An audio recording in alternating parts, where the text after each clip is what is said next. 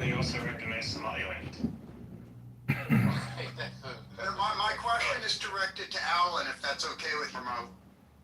Of course, it's not just only up to me. Okay, so Alan, please answer succinctly. In the past, and I have respect for you, but in the past you have had some slight grudge against Israel because Israel shipped a ton of weapons to Azerbaijan, and Azerbaijan used those weapons against Armenia. So my humble question is, now that Israel has recognized the Armenian genocide, are you happy to put aside your complaints about those weapon sales, or do you still have a grudge against Israel because of those weapon sales?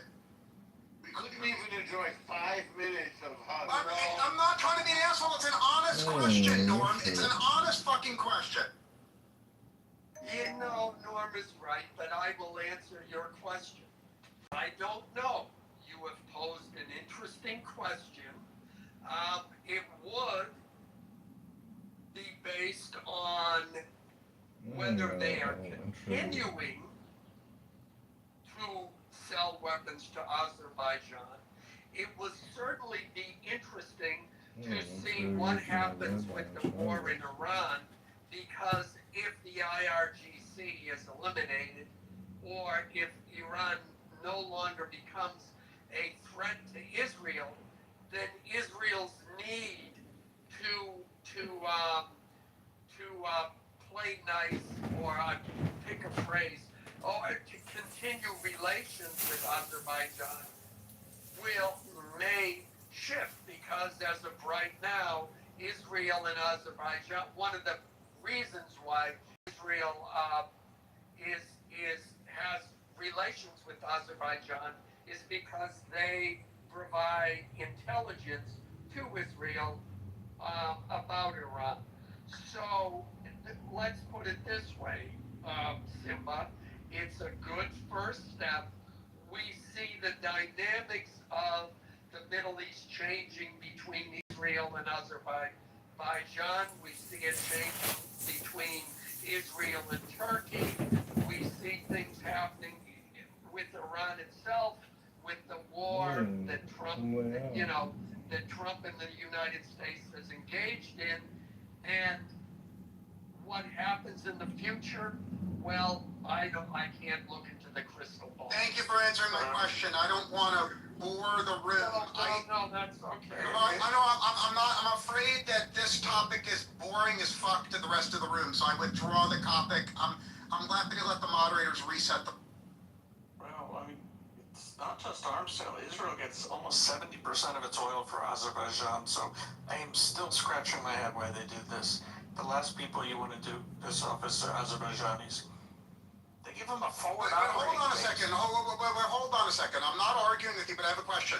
The veteran said My a sniper rifle understanding, aimed and at three everyone thugs who were criticizes having me, a is that gathering. The boy sitting in the middle was genocide holding was a bottle committed between his entirely legs, by playing with the Turkish cap people. Ivan And aimed at the so what bottle, Israel focused said his was mind, and the pulled the Turkish trigger. people With a loud deliberately bang, the ammo genocided exploded, Armenians. and the boy's blood splattered Israel out, never instantly criticized rendering his sterile. Azerbaijan Ivan in calmly any tidied way. up Is the that table, accurate or am I picked missing? up the spent shell, and walked downstairs as if nothing had happened, continuing to watch his friend play chess. Soon, the arrival of the ambulance attracted everyone's attention.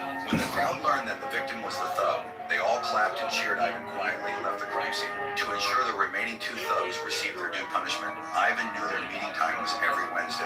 He calculated the timing and waited for the next was likely behind these two incidents and warned him to stay hidden, urging him not to go near the window as he was the next target.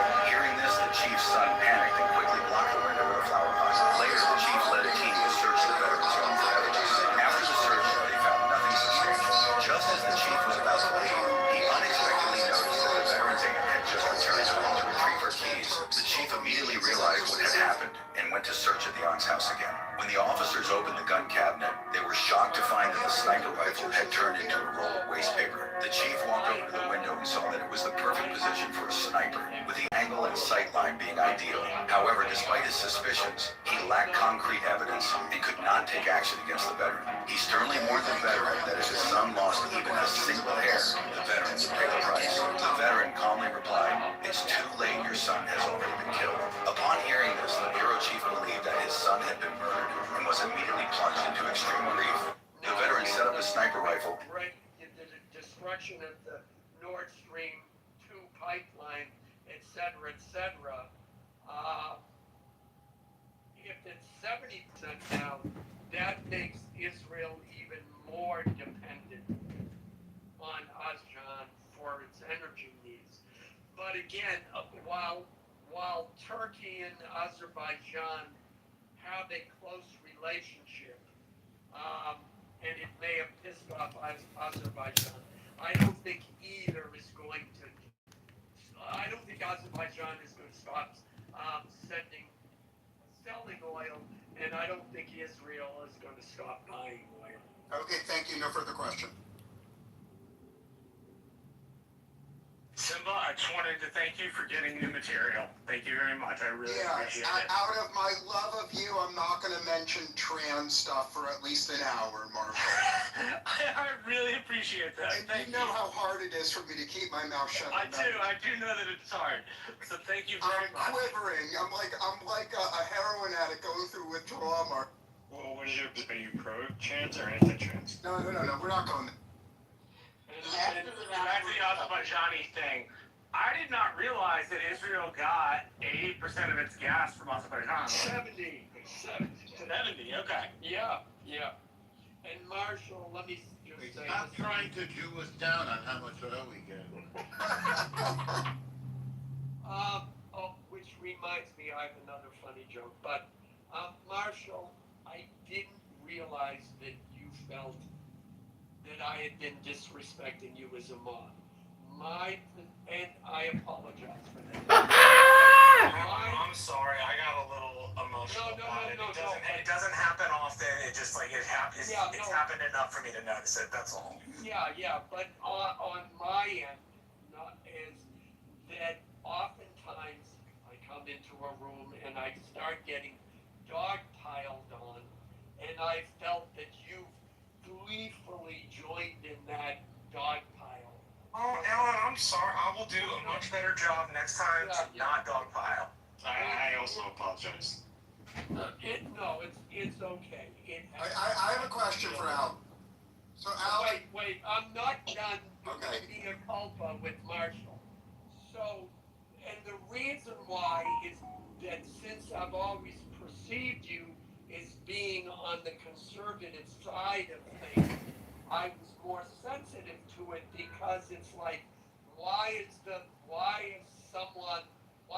soldier from our side shooting at me when we're engaged in this battle? So if someone from the left starts dogpiling me, I expect it. But I didn't expect it from you, which is why I was more sensitive to it. Well, Alan, I'm sorry about that, and I will next time do a much better job to not dogpile.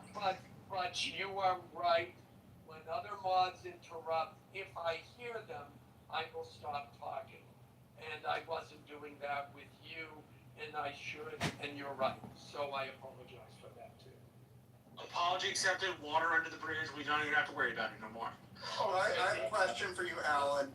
Okay, no, I have one more thing. Norm, it's Hunt Track or something, Michigan. This town voted in all Muslim city council and mayor, and now that city council has outlawed all pride flags, and the Jewish members of the city are upset too. But one woman, I think, been really complaining about it, and you could not make this up. Her name is Karen Majewski. I'm done. Thanks. For my girlfriend. Got it. Can I go after the brother that wanted to speak? Oh, it's yours if you I'm done. And Yes, Alan, go ahead. But you have to work the name Karen Majewski into a sentence.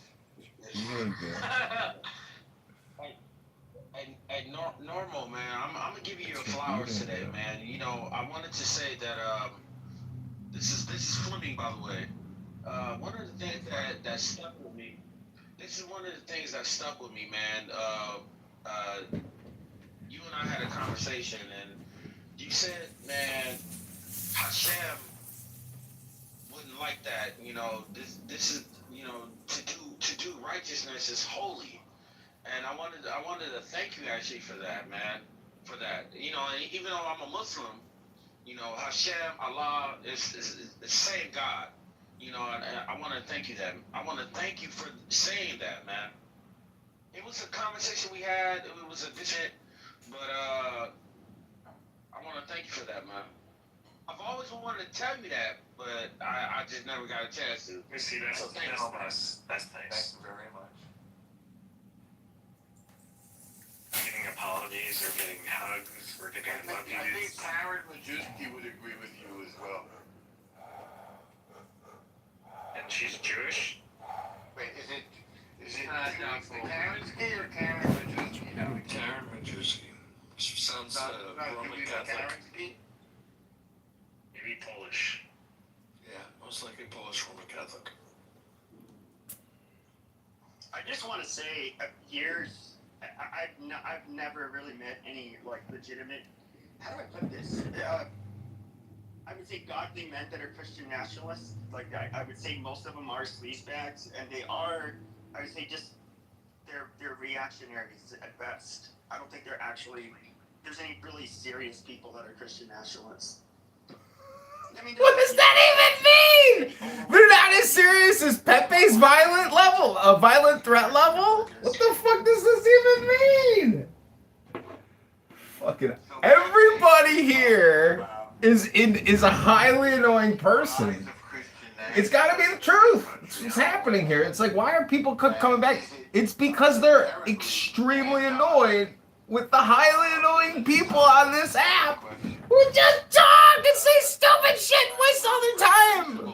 Jesus loves you too. Actually comes from the European Enlightenment. Is it idea of tolerance? Jews don't by necessity, like, if we're not part of other religions, we're not going to be around because there's not many of us. And I think it's a fundamental aspect of Judaism to respect other people, respect other faiths. And on the other hand, is it also as a Jew that we are now welcoming cultures into the West who want to use our values to destroy our values? So those are some of the contradictions.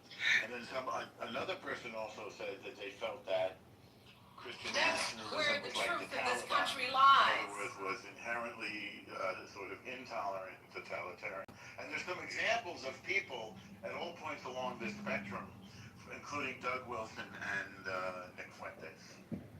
Well, I think Doug Wilson's have very low opinions of. I believe he doesn't even. You can't even do that. It would be illegal to do the Eucharist or some shit. I don't know. I personally don't. I have a very view of non-Catholics.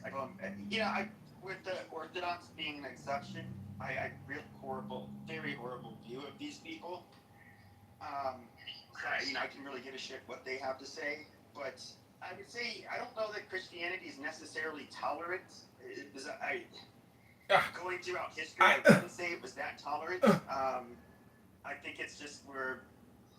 Like you said, through the Enlightenment, and even after the Revolution, our founders, they were obviously. This is John Kitover, Chicago, Maryland, Canada. We're listening to highly annoying people, extremely annoying people who just talk. They have no purpose whatsoever. It's kind of like a weird hypnosis meditation that the group goes into, and it's basically like AA or NA, where the group comes together and they just say whatever is on the top of mind. I think Somebody might introduce a new topic. It just keeps rotating.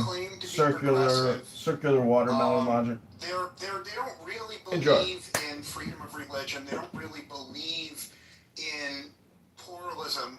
The true guiding force of the woke and the leftists in this room and on Clubhouse is hatred of white Christians, and the evidence that that's their motivation is Back to your pee-pee. They push to have massive numbers of fundamentalist Muslims move to America. So think about it. All these leftists and progressives who live in Bushwick or San Francisco, They demand millions and millions of like fundamentalist Muslims move here. Now it's interesting because obviously the fundamentalist Muslims do, you know, ban gayness, and there's a whole bunch of they're anti-trans, anti-gay, anti-feminist, but yet the progressive community and the woke community wants massive numbers of Muslims. So I think that's prima facie evidence, Norm, that they're not anti-religion, they're anti-white Christian. And any group, no matter how many gays a group kills, no matter how many women are oppressed, the progressives want that group in America as long as they're sure that group will hurt white Christians more. And I'd ask you to ponder that. Well, we call that, so people will call it the Red-Green Alliance. People will call We it call that a lot of different things. Pepe the resistance fighter. Like the circles I was in, it's just simply called third worldism. So This is very much like Pepe's NAAA.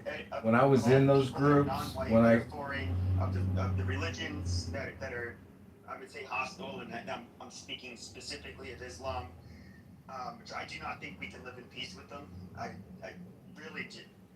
But do you agree, Pepe, that the leaders of the feminist movement and the leaders of the gay movement demand mass Muslim immigration, even though they know the Muslims will kill them, right? Like, do you agree, or you think that's an exaggeration? I think, yeah, they have a loose alliance, and like we all see those coexist bumper stickers, which are just fucking laughable and naive. I do think that a lot of them do it out of spite for us. With the gays, that's a little hard. I don't map, you know, the gays. You're listening to highly annoying people. I think that's more Extremely annoying. you just talk. They're not simply part of Hypnosis meditation that the group goes into.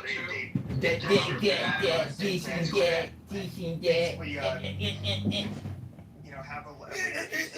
It's just how people Yeah, and I wouldn't slur the gay community in Europe as different. So, for example, people don't know this, but the leader of the anti-immigration party in Germany is actually a lesbian, and she increasingly in Europe, and I'm happy to hear criticism.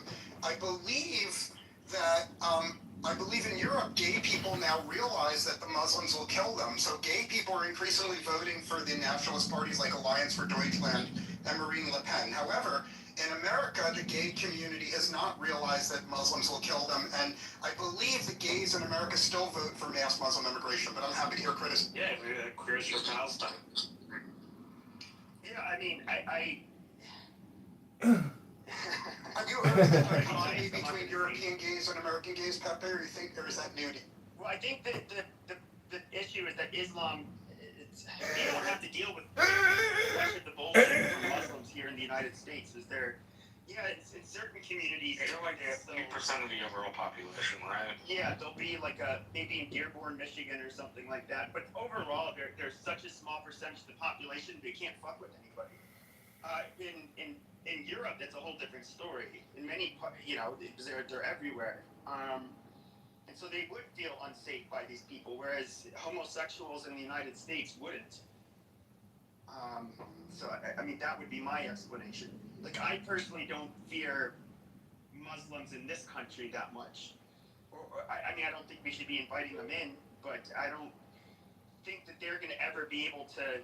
Because I get Zionists that will be like, oh, they're going to take over your country. You just wait and see. And it's like, nah, I really don't see how that's going to happen. But in Europe, it definitely could happen.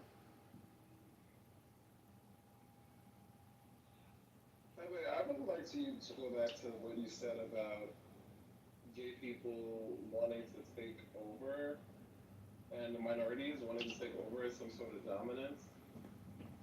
Yeah. Yeah, explain that. Oh, that's just how people are. When you get different communities from different countries, the people that they'll compete with the other immigrants, obviously, but the one group that has let's say the majority, the one that have, I guess you could say the power, just basically because they're the majority, they'll seek to gain more influence to try to put themselves at the, I guess, the top of the pyramid, to put them in a better position. It's not something that I think is inherent to foreigners. I think every group of people operates that way. But they, of course, they'll have their.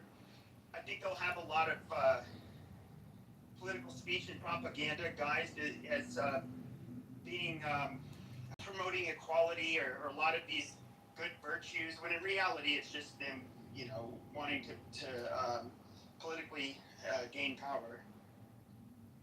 I believe in Europe, gay people now realize that the Muslims will kill them, so gay people are increasingly voting for the nationalist parties like Alliance for Deutschland and Marine Le Pen. However, that the biggest threat to our national security is white nationalists, white supremacists, and people who, Proud Boys, all of that, all of the big assholes, who basically want to make this country, some sort of Eurocentric utopia, whatever. Chad Catholics too. Yeah, it's like I think that it's David there's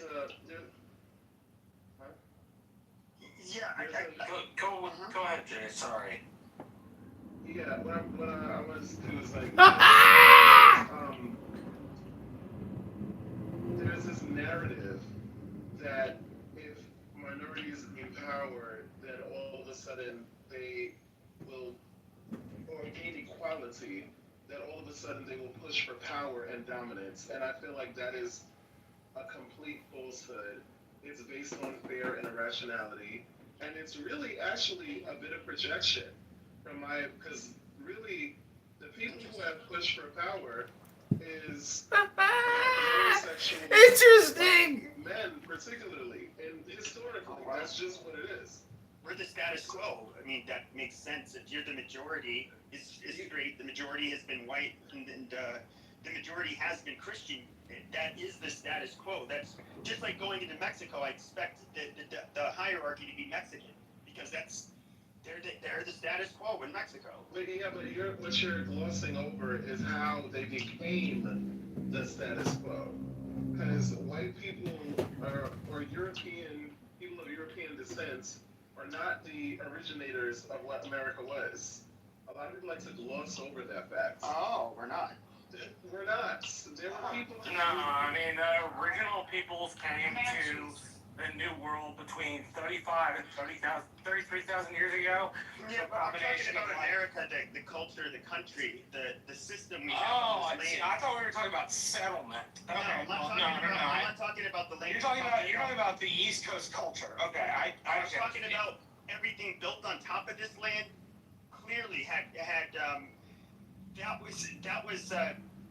was because of the primarily Anglo founders that ended up in pioneers that came here. Nobody denies that part. That's why, despite Australia or New Zealand being so far away, our countries are nearly a spitting image of each other because the founding population was that similar.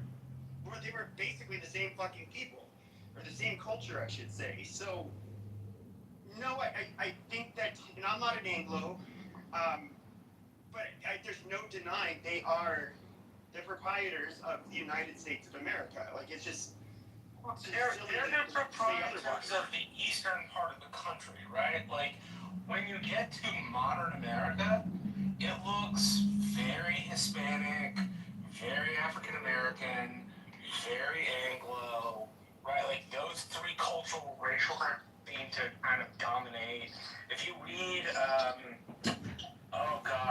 American Nations by Colin Woodard, you've heard me reference this before, Pepe, but it's this idea that there are like 11 separate cultural nations, and the 11 separate cultural nations are promulgated on how we settled, right? So our area is called El Norte, right? And it's like it gains its culture from the Manchu culture of northern Mexico, basically, right? So like where you live, where I live. Europeans as well. So I mean, it's just. Oh yeah, I mean, look, this there's Europeans idea that over here. Europeans are the I'm not founders saying. of this country, which is No, I'm not, Pepe, I'm not saying the Europeans were not the progenitors in the East. I'm not saying that the Spanish were not the progenitors in the West.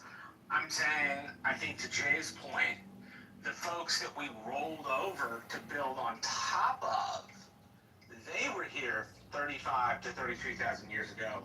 Those people got here through a combination of the Bering Land Strait, Polynesian settlement, Yeah, I'm not. as well as other forms We all know of, there are right? Native Americans here. We all know that. I mean, that's.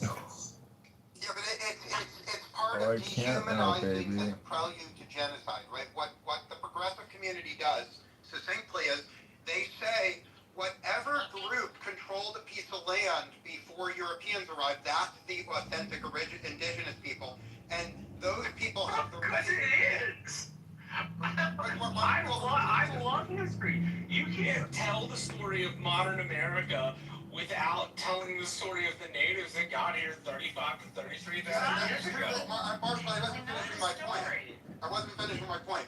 The point is, the history of this piece of land before Europeans arrived was different groups who hated each other, killing each other, and all the records show that the piece of land had one group of Indians and another group genocided them. Then a year later, another group. So the point is that the people, and this is my point, Marshall, the people that controlled the land on the day Europeans arrived, they were murderers that had stolen it from someone else, And the conceit of the progressive community and the conceit of the woke is that the group that had murdered and genocided their way into that land, because they're not white, they're legitimate, but the white people that arrived are illegitimate. No. I don't know. I doubt that's what Jay meant. No. And see, here's the thing that becomes. I don't know. I'm in a good mood, like right now, so you're getting a different energy. You sound like you're in a good mood. Yeah, because normally that kind of a statement would justifiably warrant a different level of tone and reaction. But because I'm in a good mood, I'll break it down like this. First of all, you can't just sit, like cry. It's the yearning for victimhood that I can't take from certain people with those kinds of beliefs. When you literally have privilege like my birth, simply because of the nation that we live in and the history that we have, that is irrefutable. People, the difference is, there was not just you have a war, where people kill each other and then it just ends there and there's like peace. No, there's been systems in place to have a sort of caste system of people within this country from the very beginning. Look at all the wealth that has been stolen, the generations of wealth that has been, They were here 35 to 33,000 years ago. Those people got here through a combination of the Bering Land Strait, Polynesian settlement, other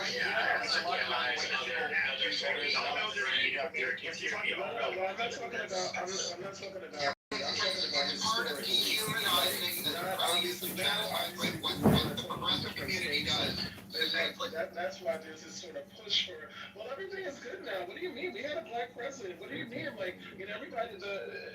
can come here and live the American dream. You cannot erase history. I know Trump is trying. That's why he just said. If you think you're going to Hang on the point. Just let Jay finish, please. Like, he was in the middle of a statement. We all heard him talking. Thank you. I appreciate that, Marshall. But it's like there's this, and again, it speaks to my point because I think it's very interesting, this sort of, yearning to be able to only view the positive parts, and this yearning for sort of a pride in our history. We have a dark past. Yes, there's been great, it's a complex thing. Much better past than other countries, though. But what you can't do, you're going to Hey Jay, you are going in and out, buddy. and all this, Like, like it's only focused on the schools and the tragic, circumstances that people had to grow up in and suffer through, slavery, racism, all of that. You can't just gloss over that and then try to be like, oh well, now all these minorities, they just want to take power from us so that they can dominate. Like, Sure. I get what you're saying. I'd say it like this. Now, nearly every country, I think they're going to have a dark past. Even when it didn't revolve much darker than ours. And sure, but we did end up becoming the most powerful empire on the history of this fucking planet. So I We're think not an if empire. there's going to be any group of people that are going to, I guess, if they should be proud, it's probably Americans, if we're just being honest. And even still, I'm not your we can empire, harp on- fella. I'm not your fellow guy. I'm your we guy, can't- buddy. but we can I'm not your harp buddy, on- jackass. oh my gosh, let me stop. we can like you did touch upon it, and particularly the plight of African Americans. There are things that were obviously morally wrong. But I would say there's a little bit of a caveat. This is not my opinion. This is a fact. In every country where you have blacks as a minority, they are the de facto underclass. They are the de facto. They're the ones who don't do very well. You can give a million reasons why, but black people in particular do not get treated well anywhere. They tend not to perform very well anywhere. Some of them do, but Wait, I do think there's other issues that, and us ushering in a bunch of immigrants, whether it's Southern Asians, East Asians, Latinos, all of Latin America is pretty racist towards it's blacks. like, It does not improve your situation. and again, In it fact, speaks to my point the group because of black people that have think the best it's very outcomes in interesting. comparison to any other This blacks in the sort world of, are the ones from the United States. yearning to be No, I able to mean, you can harp on how only the view history, the positive but then you parts. can look at you're the most privileged black people in the world. I really don't. I think That's you a hot should look take. at it through a different perspective. I mean, there's I'd some like to wealthy respond black to- people in France. As an example. I would like to respond to, well, implicit in all those statements is the idea that, well, you stole the land from native peoples, therefore you don't have the right to complain because you're benefiting from the systematic oppression and racism and misogyny and patriarchy that happened in our past. So if other people are going to do that to you, you just gotta sit and take it. No, we don't.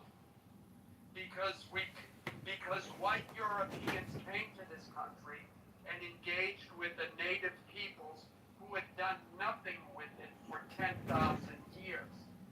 You look at the technological achievement of Europe, that was brought to the United States. And so that's issue number one. Number two, I'm sorry if this offends people, but this country was built by white Western European males. It was not built by the African Americans. They did contribute some, but no, this country was not built on their backs. The contribution of African or black people during slavery was about 15 to 17% per year of the total GDP, period. So, yeah, we are going to complain, and we are not going to allow people who use these lefty talking points to tell us, oh, you can't ancestors were bad, especially since everyone, be they native, be they black, be they immigrants, be they illegal immigrants, be they anything, benefit enormously from the accomplishments of Western white Europeans. So we would like all of those people to sit down, stop complaining, and say thank you to the white man for everything he has done for you. You're goddamn right, brother. So you're saying that black people actually benefited from slavery, is what you're saying. yeah, where have I heard that before? Where have I heard that before? Say they benefited. Got that right, Alan. I said they benefit from this country. You know, you gotta listen to Alan on this. He was actually here when the Mayflower landed. That's right, and that means I'm old enough to be tired and have zero tolerance of liberal fucks who let a gay man kiss them just because they asked. But that's just me. I mean, you would be homophobic if you didn't kiss him. Wow. I really, it's the white victimization for me. No, like, no, literally. if you get... No, excuse me, don't interrupt me, because Alan, I'm going to need you exercise some restraints, because I guess it triggers you when you come face to face with somebody who can actually tell you that you are not a victim, that you benefit from privileges from not liberal bullshit. You have not built anything. You have not. How are you in this country? Does everyone get to complain, yes or no? Yeah, not while I'm fucking talking, jackass. Does everybody get to complain? Oh my Yes. God. You want to be a victim Yes so bad. or no? Where's my little violin? Treating Where's the you white as people an who's in equal. it? Which I'm sorry. White man treating you as an equal. No. It's not an equal. The white It's man not an treating equal you at as an all. equal. No, If this is you're not a an man, equal. you understand. You want to be. Everyone gets You want. equal. No. It's not about Answer the complaints. question or shut Not up. about complaints. No, you can shut the fuck up. Don't fucking talk to me like that, bitch. Okay. We'll derail this whole fucking room. Cause you talking to a gay black man that will punch you in the face and then fuck you, bitch. Well, Don't fucking talk to me like that. he has to consent. No, he doesn't have to consent. Fuck that. Cause my ancestors didn't consent. So fuck that. Talking to me with that bullshit, like you talking to somebody who's educated and smart as fuck even before I was educated. That skipped in fucking nursery school, and that's a fact. Don't come at me with no bullshit. I was keeping it cute. Where did you get your degree? I told you. That's irrelevant. But I have several degrees. You talking about college? Yeah. I have several degrees. I treat you like an equal, and who's the victim No. now?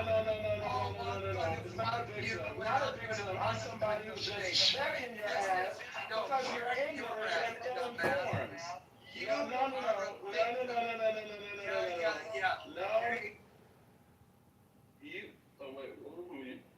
What do you mean? In the room. Did we hear from Jay and then hear from Alan afterwards, or whoever was gonna go next?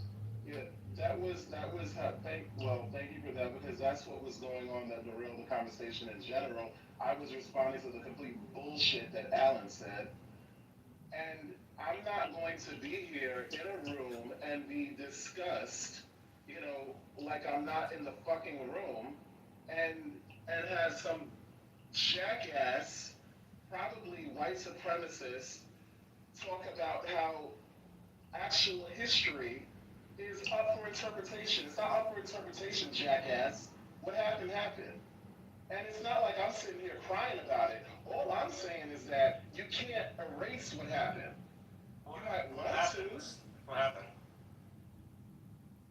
Well, let's, we open up some history books. We understand that people were slaves, that black people were enslaved for hundreds of years. We understand that the fucking White House was literally built by black people. We understand that black people have literally contributed to freaking advances in science, advances in fucking who invented the fucking hot comb?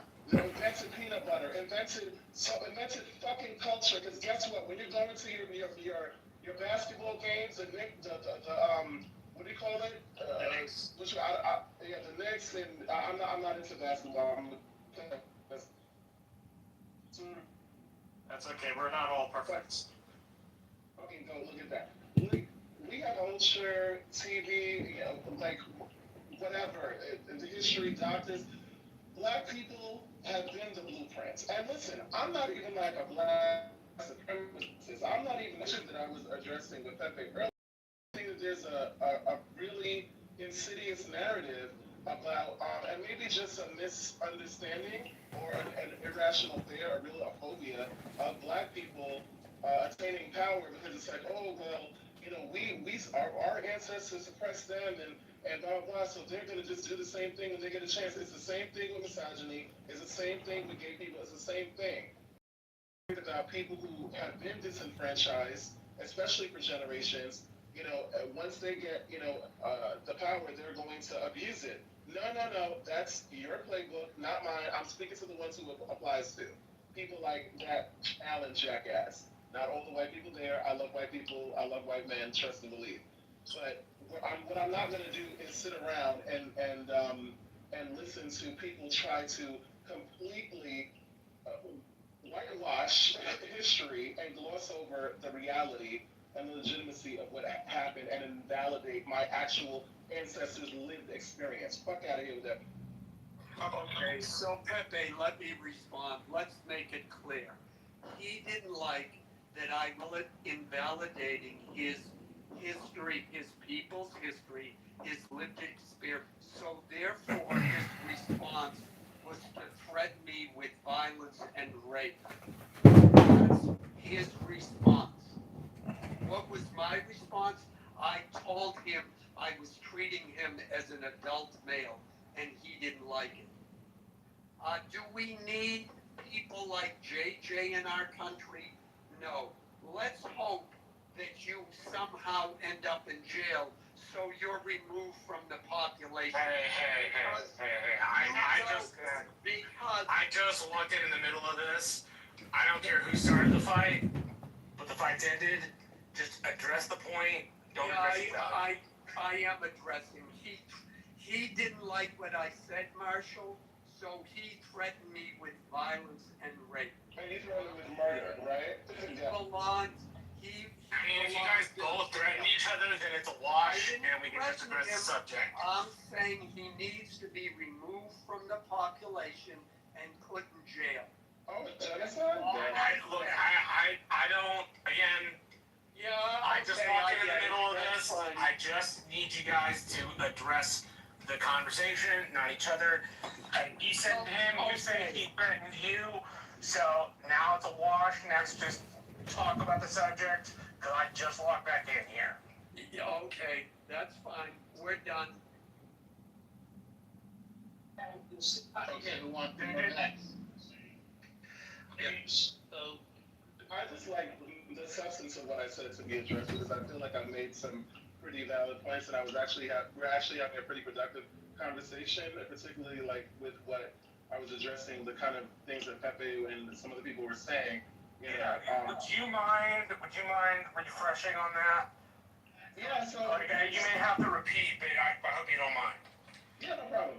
No, so what I was just saying is that, you know, basically there is just this narrative around, you know, minorities attaining power and a sort of irrational fear of like, you know, what can happen is like a slippery slope of, oh, well, if we give them power, then, you know, they're going to oppress us the way that our ancestors oppressed them, and they're just waiting to You know, get in there and I've heard that. I live in an area that's 95% Hispanic, and I can count. Just give me a sec, Pepe.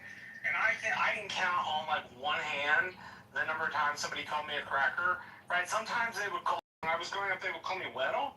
Right? Like little like. That's not even a mean word though. No. I what I was gonna say was like I don't take Weddle or Wedito to be like a mean thing. Like I never took it as a mean thing. My point is like I grew up in an area where minorities controlled the government and the levers of power, and like far from the minorities taking vengeance on the Anglos that lived in the Rio Grande Valley, right? Like we've been treated with respect and decency. So I hear where you're coming from, JJ, because that seems to be when I get around large groups of white people and this conversation comes up. That tends to be the conversation. Oh, if we give them power, they'll oppress us the way we oppress them. Mexico, JJ, Mexico did invade Texas. I'm talking about other people I've talked to. Yeah. Like who? The white KKK guy that shops at Target and fucking rides a bicycle from like fucking Toys R Us in the 1980s? Honestly, people I went to college with. God damn it. So I do. That's ridiculous. No one believes that in like any serious monochrome. Like on Clubhouse, that shit would rate. Like we have this whole like all these sides have these mysticisms about this shit, and it doesn't there. JJ, hate to tell you this. Black people did not build the entirety of the White House. They contributed, yes, just like the whole country. You didn't fucking build the whole country. It wasn't built off the backs of black people. There was a great proportion that was significant that helped establish the country. But like this whole hyperbolic thing is there. White people are not afraid of being slaves. The Hebrew Israelites are not going. No one. In the Matrix. And it was 15. No one's going to give AO. When hates gay, nobody really hates kids that much. Well, I take that back. There are some people that hate fucking kids.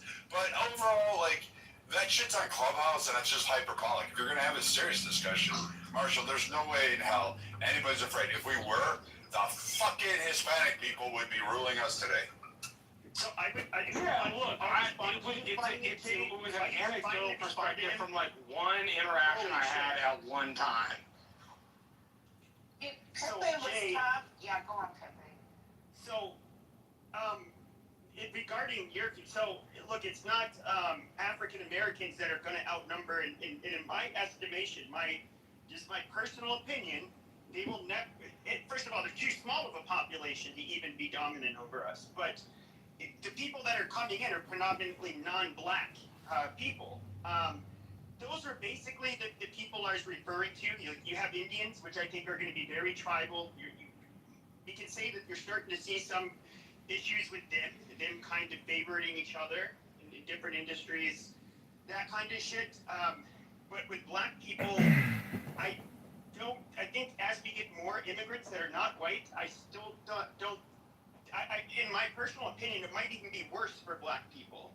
I do not see you guys being elevated to any dominant positions in the United States. So black people are not my worry when I was talking about like the tribalism that you see between different groups. Well, you had one that become president. Yeah, but he's voted for by the majority, so. Yeah, I'm kind of confused. How does a black person being president equate to like a dominance theory that first off, all black people, they're not unified. Like, no fucking way. Like, I mean, it's worse than Biggie and Tupac, or is it Biggie and Tupac? No, I don't know. Whatever fucking conflict was going on on that day. Like, yeah, like that shit, like, literally, where do black people that get modicums of success reach the upper middle class go to? They go into sections where they don't want to be around the poor. They don't go back and rebuild homes. They don't go back and rebuild infrastructure. They talk about it, but they never actually fucking do it. And to be honest with you, the poor in the one area, they don't want to talk to the other poor in the other area. So like this idea of a universal economic system that'll be prevailed upon by only black people is just more like fucking, I don't know, like get a better stroke. Like, I mean, even Hollywood isn't making a movie on this shit. So, Jay, I'm curious if you agree with this. Is it a class thing more than a race thing, you think? There's that minority piece you were talking about, but there seems to be this class thing where people are like, well, I don't want to live around people that are poor, quote unquote, right? Yes, that like takes into account minorities, but one of the critiques I have heard from friends of mine who are progressively left is not a racial critique, it's a class critique. I'm curious kind of what you think of the class critique. Well, here's the thing. I think that that speaks to this, you know, especially because, and maybe just because I listen, I mean, well, I think a lot of us probably who are pretty politically, you know, and socially like aware. Well, some of us to different degrees than others. But I hear a lot of this narrative on the right about trying to separate those things as if they're not intertwined. You know what I mean? Yeah, I mean, they seem to be together. Yeah, because I mean, the reality is that we can't, you know, generational wealth is a thing. Black people, Black Americans, were not afforded the ability to accumulate that to the same degree as their white counterparts, obviously, because of slavery and history, whatever. Jim Crow, so forth. So, Why do you mean Asians then? Didn't they get their Asians, in a role? Asians did not have the same, the historical, Yeah, history that we have. They were in internment camps. It's worse. They got blown up. They were tunnels, and they got. The women were sexed. No, it's not worse, and it was not. It is Respectfully, worse. no, it's not worse. They were put in camps. That's What are you kind talking of about? This is why people have black fatigue. They were put in. No, it's They were not put in black camps. fatigue. They weren't oppressed for 400 fucking years. I mean, Yeah, obviously people there's go to war. a difference. No one's accounting for the difference, but to say the site that the agents didn't have Jim Crow when literally the same states that had Jim Crow. Oh, hold on. So like they have like literally there's a reason like outside of the configurations, but California literally had an anti-Chinese, which they grouped up anti-Asian policies and legislation that existed for fucking until what 1950 something, 60 something. 60 something, Brad. Yeah, 60 something. So I mean, like they, like it was what 1950 before they were able to even fucking marry a white woman. So weren't even allowed to get an acting job in Hollywood in the fucking. Even the Italians in New York, they had to separate themselves. Fuck the Guidos. No wasps allowed. Yeah, fuck the Italians. That's not nice. They gave us pizza. That's the only claim they get. I just don't understand. They gave us pizza and Caesar. It's like the Asians can be successful. You mean Caesar dressing? No, I mean Julius Caesar. Why would I be talking about Caesar dressing? I think it's because of weak. Because he brought up food. You guys are over talking people. Asians have better fathers. Like it's the weak black fathers is the problem. Not like history or something. Well, that's kind of racist. Wow. Okay. Well, then I'm right. It's not kind of racist. You just gotta love the casual, just the casual racism, you know, at 5 o'clock in the afternoon. But when we go into Is it actually black? Right? there's a lot of black people on this app, and they undoubtedly the biggest intra-community discussion is the two-parent household question, and them liking to talk trash about each other, the opposite sex within the black community as well. But there's not something that amongst black people that's probably going to be the number one. What they would attribute as being the number one cause for some of the poor outcomes in the black communities. I don't think that's necessarily racist. Whoever said that. But again, this is the problem when we look at, and to me, it speaks to maybe just a lack of making very simple connections, or maybe a willingness or a desire to put, one and one together, two and two together. Why were black fathers out of the households? Because many of them were in prisons. Why were many of them? No, not prior to. What did you talking about the social expansion I programs? thought it was the deindustrialization in particular, where a lot of people from the South, white and black, moved up to the Midwest, and they had jobs that could pay for a family, and those jobs went away, and a lot of hardships they ended up facing a lot of them, and then there's maybe some social policies that were not the best, like the only allowing the women to stay in Section 8 and so forth, that kind of shit. But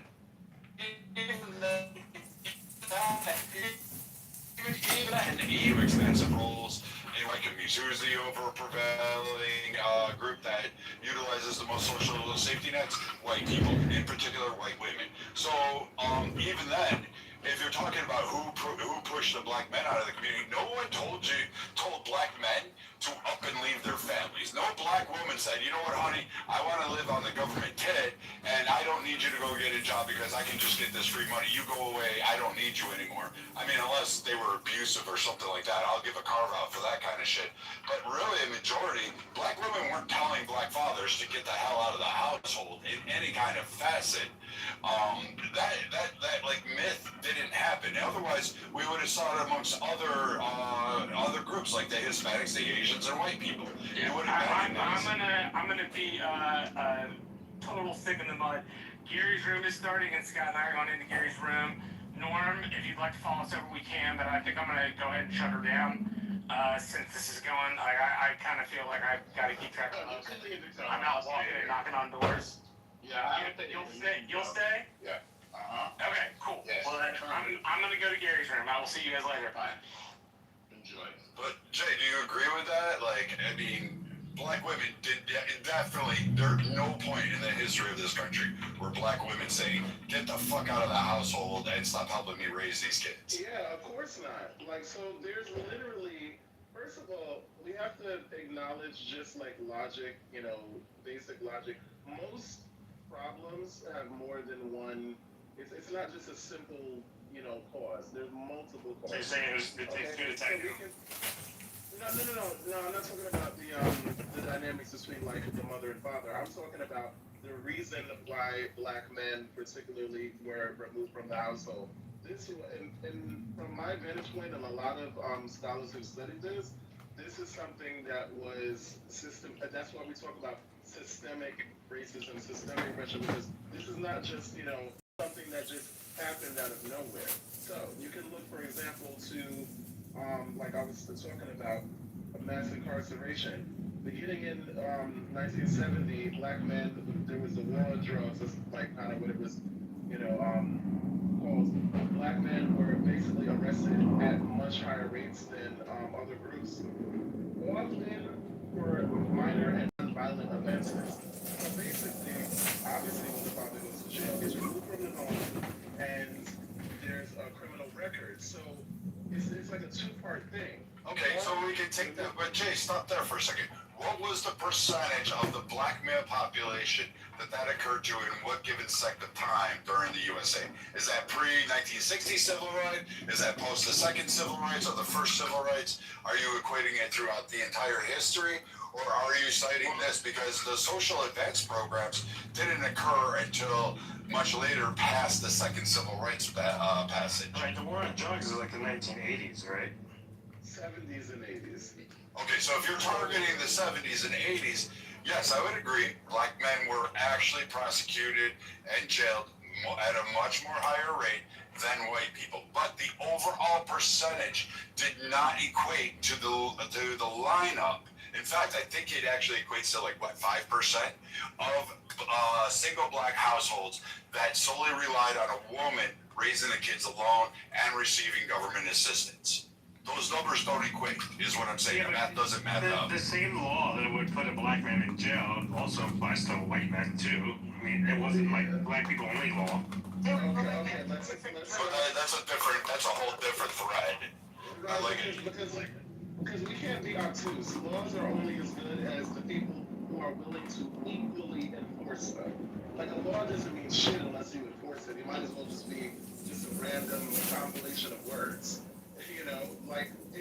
We just can't, because and that's what I think, when you see black people getting angry about this kind of stuff, it's because there's a persistent gaslighting that seems to happen. I'm not saying that that's the intention, but it's like, dude, these things have been studied, they have been passed down from personal accounts, witnesses, people who live there, documented interviews, things, statistics, all of these things. We're not making this shit up, And so it's not, and if anything, that's why it's so frustrating when you talk about black people, what they don't do as well. The fact that we do have black black successful businesses. Look at Black Wall Street. That was attacked and everything by the people at that time. We have fucking black excellence on so many levels, despite the intended oppression and suppression of black people's civil rights. But Jay, I get the talking points. Like I get the whole "I have a dream" speeches. Like I've heard it on Clubhouse for 5 years. Martin Luther King. I'd say a lot of people missed a lot of the march with him, and they should. And I think people should have paid more attention to Malcolm X versus Martin Luther King. And there were other greats at that time as well, Lewis, etc. You can go down the list. But what I would say is, though, when we look at the data, we can now with the historical lenses because it's been combed through, and because there's a lot of hyperbolic or really reaching on this. Again, when we look at the raw data, like I can cite a period in time from the 1920s to the 1940s, where white men were the actual largest group per capita, percentile-wise, etc. All the way, the numbers indicate they left their homes much more frequently than other ones, and they did that despite receiving government assistance due to economic collapses, Great Depression, the Midwest, what do they call it, Dust Bowl, that shit. They absolutely left and abandoned their families because they were just one of those. But overall, like we can say that the inclinations are more along the lines of, hey, no one actually pushed that narrative. And it always comes back when we look at it, and we've heard this from a variety of well-known black women leaders in the community who say, no, this didn't occur that way. It occurred because this was a choice. Well, I wouldn't count her as an expert, but I would say that these various leaders would often cite that, hey, yes, it's a nice coverall, but it doesn't actually equate to the problem, and the stats don't back up that narrative. Let me ask you, what's the number one cause of divorce in most marriages? Infidelity. Irreconcilable differences. That's not true. That's not true. No, not legally. What are those? The legal thing is, well, I would say it could vary from like economics. It could. Stop there. But let me stop you there. Let me stop you there. Because of the choices that are allowed on those, 99% of the time, economic disputes are just irreconcilable differences. It's not like, hey, you have a plethora of women providing me the diamond ring and the Mercedes, and since you can't do it, I'm leaving. Like, I don't believe anywhere that exists that can prove that. But at the same time, I think the arguments over money or financial constraints throughout the course of the life and our inability to resolve those matters and to overcome them as groups in between is really, really highlighting. And it does particularly weigh on women because we can see this in lesbian studies where they have very, very high propensities to have irreconcilable differences, including economics and abusive relationships. Do you not agree? No, right, but see, what I'm trying to say is that what we can't do is when you look at one study, when you're looking at certain things, you're looking at them as if there are certain groups. You're looking at them as if they have parallel experiences. And to some degree, like, certain factors are similar. But you can't negate, or just try to, just try to narrow it down on, like, one particular variable. There are many different things that were happening simultaneously, right? So obviously, that's the thing. Obviously, it's not just the mass why men left is mass incarceration, is economic hardship, is a legacy of slavery. Mass incarceration. Is also hold on, huh? It wouldn't be mass incarceration because even as I pull up the stats, not by itself. No, but that's what I'm trying to. But the mass incarceration. It's not. It shows that the majority of those crimes didn't come from the majority of family homes. Like the mass incarceration you're looking for actually occurred with single men. Now they may have had children with various other aspects, and I can grant you that. But the overall solidified home of a family, that number is not warranted in the crime stats. It shows different. No, you're right.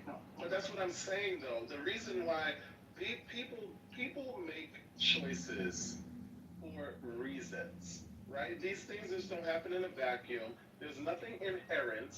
And I think January 6th taught us that, because there's this narrative about black people being more violent. Absolutely not. Not the ones who were beating up cops on January 6th. That was white men. So it's like there are many different factors as to why black men particularly could not be patriarchs in their family, like to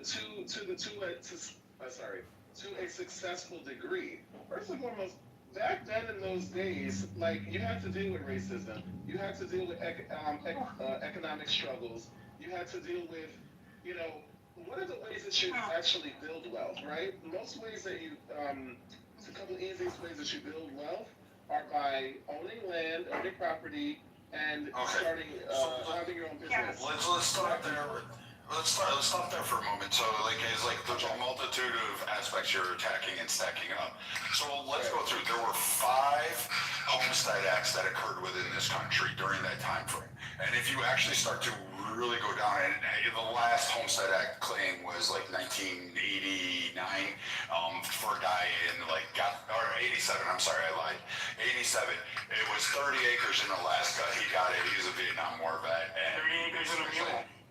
No, it was 30 acres he claimed in Alaska, and he was the last petition to file it. And the reason they closed the program is because no one filed for it. It was absolutely done. But when we look at the homestead grants that were actually granted, do you know that the vast majority of those, including for white people, the only group who actually did really well on the land grants was actually Hispanic people, oddly enough. The overwhelming, by second generation, those land grants were gone because 90% of them were abandoned. Like, the kids didn't want it. They sold it off. They sold it to conglomerates, multiple bigger areas, or they allowed the state, because they didn't want to pay the estate tax or the taxes due on the property because of various reasons. There's also, some other environmental disasters that occurred, like the Dust Bowl. These areas that occurred and having this just shows that those grants, despite the parents raising their family, living on the land, they didn't. They chose economic opportunities more closest to urban areas, which is why those land grants actually failed. And that Homestead Acts overall generally were a good idea, I guess, if you were going to do an expansionist kind of viewpoint. But overall, the ones that maintain it, including black populations, the kids, like even white kids, they just didn't want to fucking do the work anymore. They didn't want to be farmers. They left. And we see this recurring theme. But again, the Hispanics, they held on. And so did the Asians up until World War II. Then when the government went ahead and seized them up in internment camps, then, basically a lot of them lost those opportunities. They started to evolve into more different areas. Well, I listen. I have to leave. I feel like there's a lot there. I think we can have a more interesting conversation about this. But I kind of just want to leave you with this kind of general idea, which is that when you try to not you personally, but when there is this conversation surrounding these other groups seem to have figured it out. Why can't black people, just do what they did? That's where you lose, literally, every black person ever, because we're not gonna sit here and act like there weren't, especially black Americans, right? Because actually, people who come from, Africa or Europe, black Europeans and different parts of the world, they don't have the same kind of generational trauma that we have, in addition to all the other things that we mentioned before, in addition to the history, in addition to the fact of there's been so many studies for literally people hiring, companies hiring certain people because, we want a certain image, we want a certain look. We want a certain number of white faces in our thing because that's what's going to sell. How many Black Panther? They didn't want to. That took so many years to make because they didn't think an all black superhero movie would sell. Prove them the fuck wrong.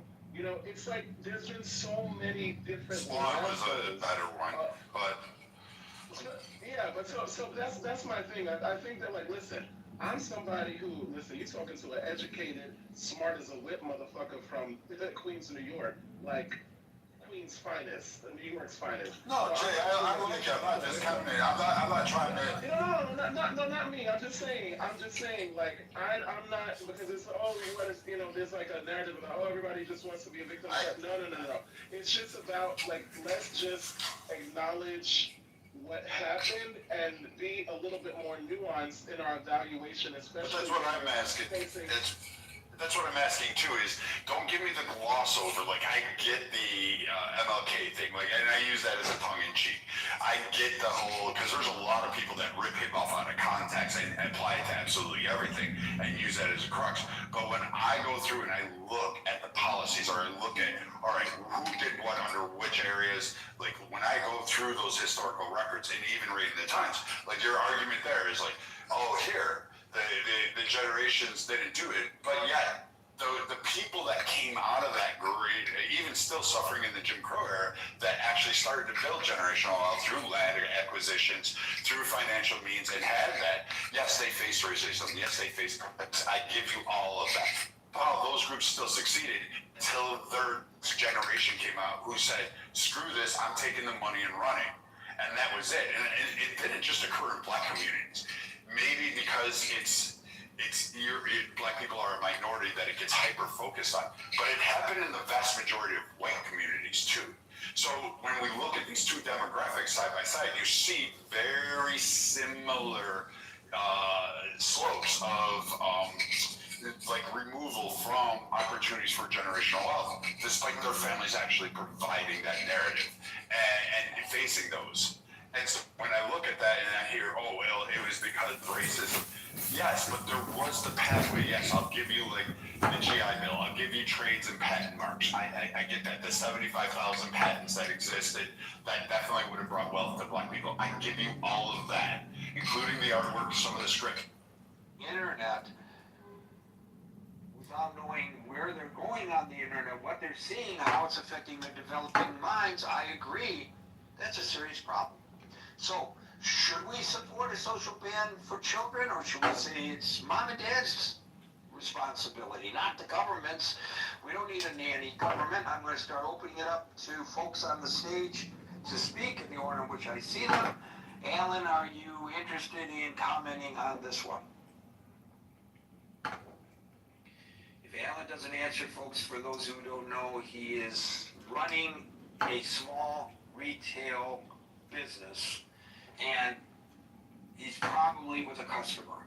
And so, actually, when Alan cannot come to the microphone, I'm happy, believe it or not, because it means he's hopefully making moolah shula, and that's important, because we don't want to just, as much as I want people to be involved in what we're doing, taking care of business comes first, right?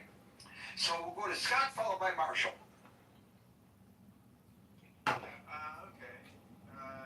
Here we go.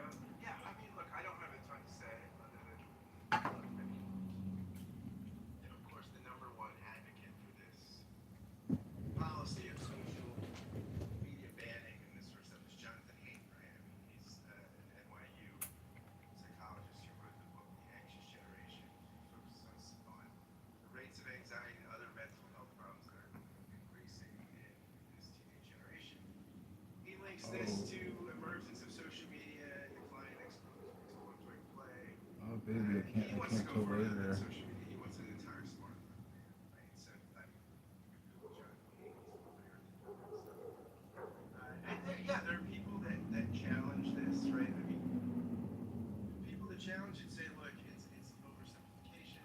Social media helps as many people as it hurts. For people that are marginalized communities and the LGBT plus other groups on the spectrum, and quite helpful.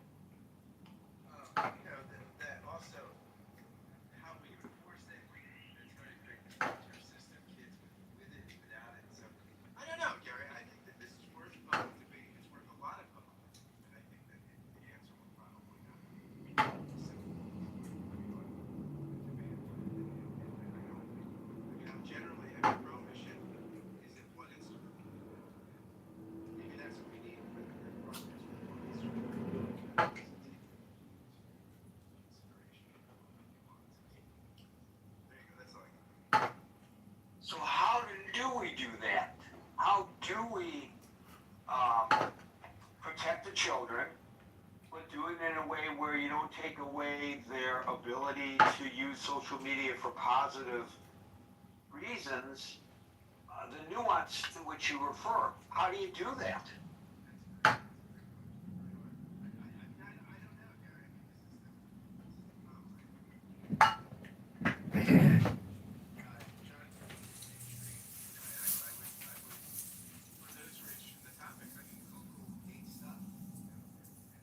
Also, you'll come up with people. I came up with an article today about a woman in the Guardian. This is a little dated.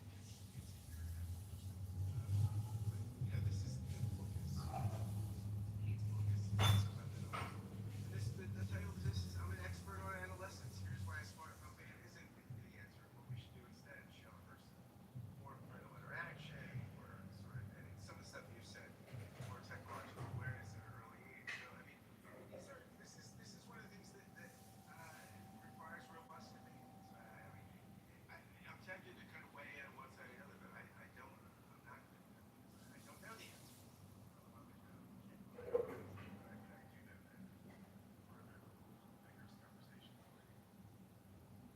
You know, it occurs to me, Scott, that even the most mundane, unobtrusive approaches to this become controversial. So, for example, we have seen on the local level, and this is something that can be easily done and doesn't affect the social media platforms themselves, saying that the children cannot use or bring phones into the classroom because it's distracting. And I don't think that's such an onerous thing for a school district or a school to impose upon the children. But then you get pushback from parents who say, well, what if there's an emergency? What if there's an emergency? And I'm thinking, when I hear this, how the hell did I survive 12 years of education, well actually 13 if you include kindergarten, if you want to consider that, without a cell phone? What did I do if there was an emergency? What did my parents do if there was an emergency? How did we manage? But even something as unobtrusive as that gets pushback. Now you expect the pushback from the children, but what I find kind of astounding, Scott, is the pushback from the parents. Yeah, of course. I mean, look, yeah, I surprised me. There's, people, again, this woman who wrote this article, this parent, she talks about her own kids and the reasons why she doesn't support banning this. I know, I think it's complicated, Jeff. It's complicated. I'm Mr. Gray today. I agree it's complicated. Marshall, followed by Daniel. I go with Scott. I don't really know the answer. I do think that you want to introduce tech gradually, and tech should only be accessible in family areas to kids, right? So if you want to play a computer game, great, but it's got to be in the family room, right? You're not allowed a computer in your bedroom. You're not allowed a TV in your bedroom. You gotta have books in your bedroom or toys, right? You need more free play. That's about the end of what I think. So that's interesting that you should say that. I'm actually thinking about that as well. From my days when I was parenting, when we had one computer for the family, and I think I've mentioned this here before, but my decision was, and my wife's decision was, we would put that computer up against the wall, so if the children used the computer, their backs were to us, and we could walk past anytime we wanted to look over their shoulder and see what they were doing. But today, the computer, as we all know, is a handheld device, which they take with them everywhere that they go. How is a parent supposed to enforce? No, under my metric, you would not get to take it with you everywhere. It would be in one place. You would have to use it in one particular place, and it wouldn't move from there. So in your metric, your children would not have, you would not allow them to have smartphones. No, I'm buying flip phones. Okay, so now here comes the pushback from your children, and they say, Dad, everybody else has an iPhone, and I'm being bullied because, ha ha ha, you only have a flip phone, and they're making fun of me, Daddy. What do you say then? What's something you picked on? What the fuck? Okay, so your argument is the Gary parents Baumgarten. are responsible argument. Yes, parents are absolutely responsible. If they let their kids mess around with devices and they don't pay attention to what their kids are doing, they're responsible for everything they get. So you would be opposed to this legislation, the nanny legislation, as you might call it? I'm putting the words in your mouth. I'm not so sure I would be opposed to it, but I'm certainly opposed to the idea. I'm certainly opposed to big government in general, but the idea of keeping kids off computers, I think, should be a parental thing. I don't think it should be a government thing. But of course, So I'm not opposed to the legislation in part, but I am opposed to this idea that parents can't parent their children, that they need the nanny state to do it. right. So the problem, of course, is that's great for Marshall's household, and that's great for my next door neighbor, who I use as an example, their household. You guys know that we're talking about you over here? But what about all the other families that, they don't have these strong parental skills? Shouldn't the government step in, or should we allow things to continue to run amok and say, well, that's on the parent? I don't know. I don't have a good answer for that. I don't think the government has a good answer for that either, Marshall. Remember what Reagan said about the man from the government coming to your front door? Daniel, followed by Amir. The prodigal son has returned. Thank you for having me on this stage, Gary. Can you guys hear me okay? I'm just in headphones. No, I don't hear you at all. Yeah, we hear you. Okay, good. All right. I mean, what it comes down to is, what does the word freedom mean to you? I mean, it's freedom just about, I can have my kid on social media all day. I can do whatever I want. This is a free country. Blah, blah, blah, blah, blah. We have no responsibility for anyone else within our community.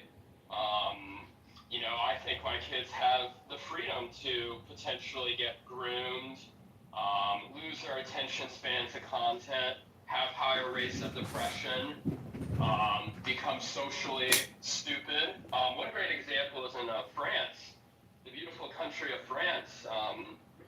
They have to teach empathy classes for the toddlers. The toddlers are stunted because they're all stupid-ass iPad kids. They don't know how to function. They're on the internet, and the internet curates the world to what you want. It customizes your experience so you can escape the obvious reality, which is that the world, heaven forbid, does not revolve around you. And that's the danger of the whole internet. I think we don't go far enough. I think we should do what Dim talks about. I think we need to unplug the whole fucking internet. We need a Butlerian revolution. Just fuck it. Get rid of the whole internet. Politics would be fixed. Dating would be fixed. So many problems that we're dealing with now would be fixed. Mental health would be fixed. All from the fucking internet. Let's unplug this bad boy. Experiment fucking over. And when Marshall says, like the government doing that, that's fine. We can do a peaceful grassroots movement and destroy this machine. Thank you. Well, I think it's going to be hard for you and I to go out there and pull the plug on the internet. It sounds like a great concept, maybe, except for the fact that it would kill this forum. And what would we do, ladies and gentlemen? We'd have to. What would we do without the critical We all thinking come to forum? your home, get.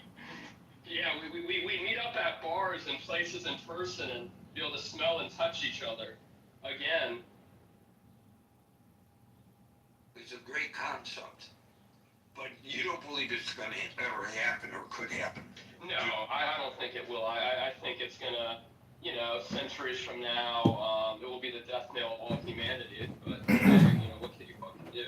You know, it's just like the nuclear bomb. You know, bad idea, can't do shit about it.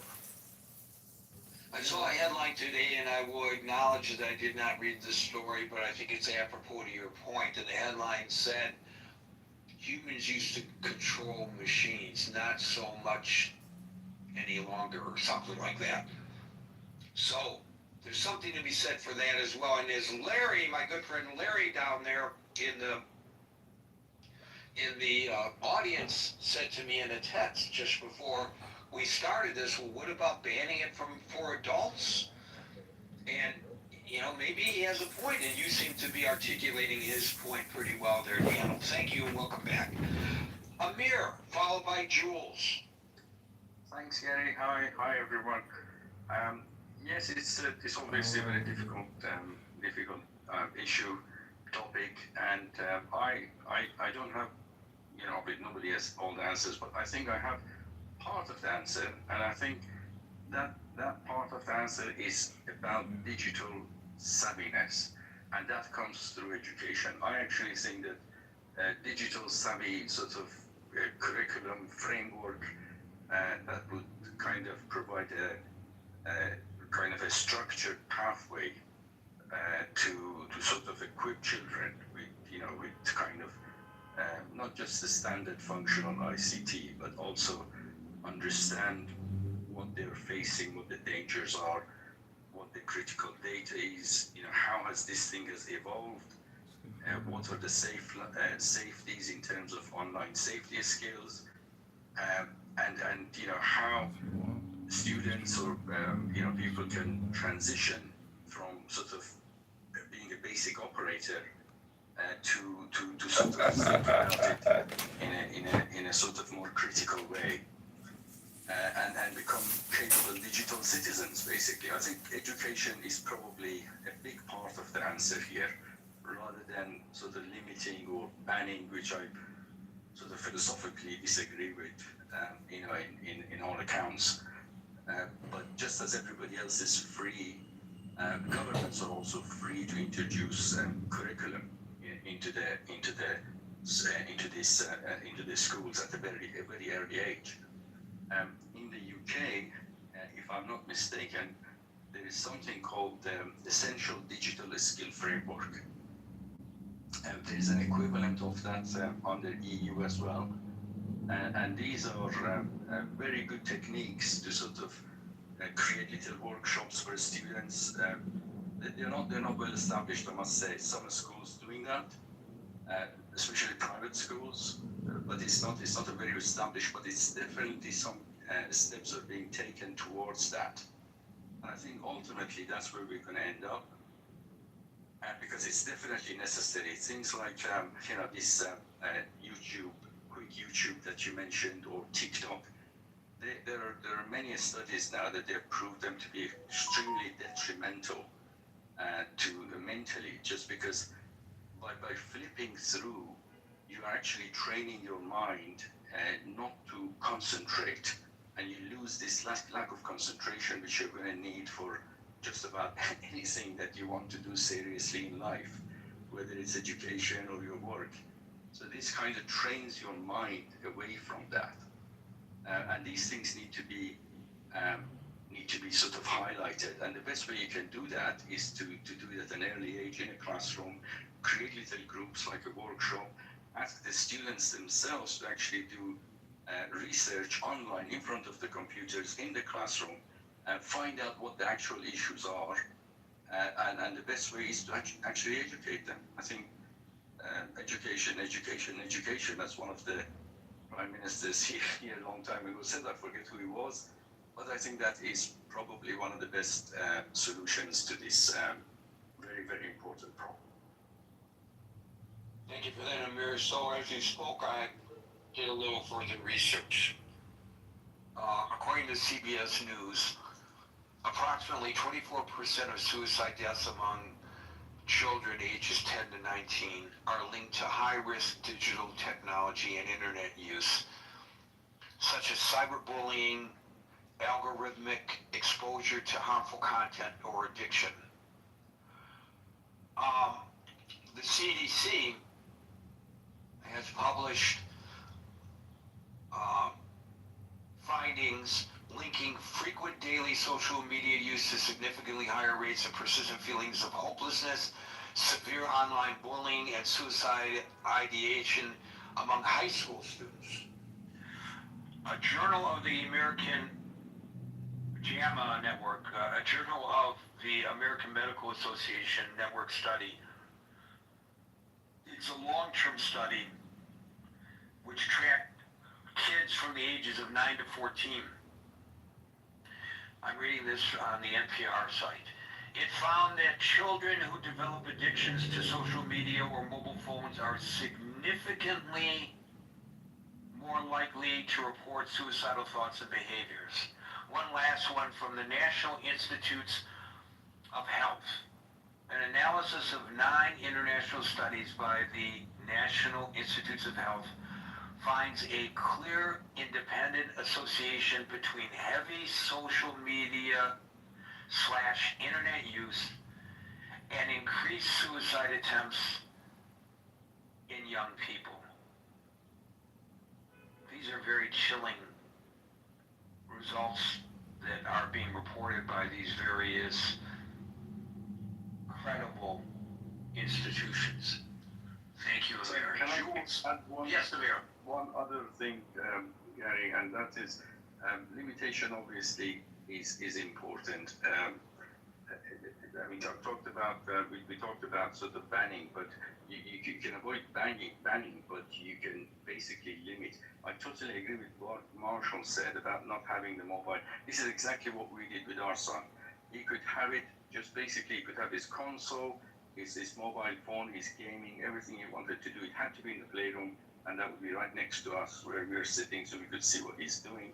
And he was never allowed to take the mobile phone or the console into his bedroom.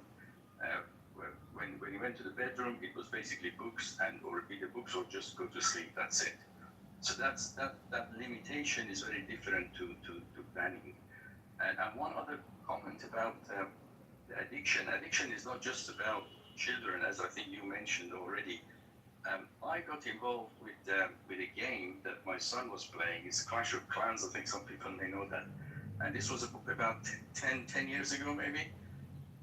Now, I just went in there anonymously because I just wanted to make sure that nothing is happening there, like grooming or anything like that. And of course, a few years later, he left the clan, and I'm still in there. I must say I have a pretty decent war base, though, but it just goes to show that addiction is not just for children, and you can actually get hooked on it too. Thank you, Amir.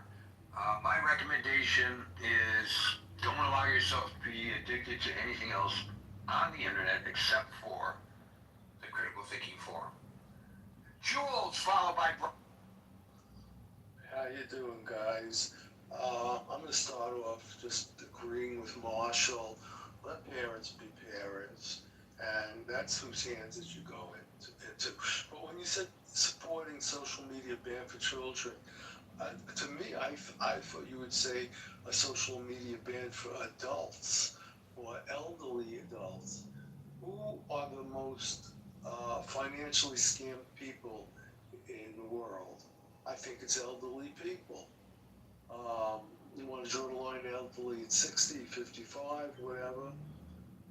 People new to the internet who don't have the skills that younger kids have. Financially, they're getting ripped off left and right. Children get ripped off too, but the point I guess trying to make, Gary, is that children have to develop with social skills with other children. They just go in their room, play on the computer, and go into social media. You're not meeting people. It's just very harmful. Everybody covered that who spoke before me. It's addictive, it's harmful, suicidal, it destroys you. I know in New York here, you have my New York accent, so you know I'm from New York. The education system is so piss poor. There's really no education system. People don't read at the correct reading level. They don't know how to do math. They don't have any skills for history. They don't understand anything. They can't reason. They can't think. And I'm not saying everybody, but I'm saying most. It's at epidemic level. It's really bad. So I would say, and we come on, let's admit, we all predicted when social media came out that it was going to be bad, and bad for children, bad for the elderly, bad for financially, susceptible people. My last thing, I'm going to close down by saying, I don't think that enough has been done to get the scammers, not only on social media, on all these other sites, except for Gary's Critical Thinking Forum, but also you get the scammers on telephone calls every day. I get at least 5 scams a day. I get called for insurance for cars I don't have or I never owned.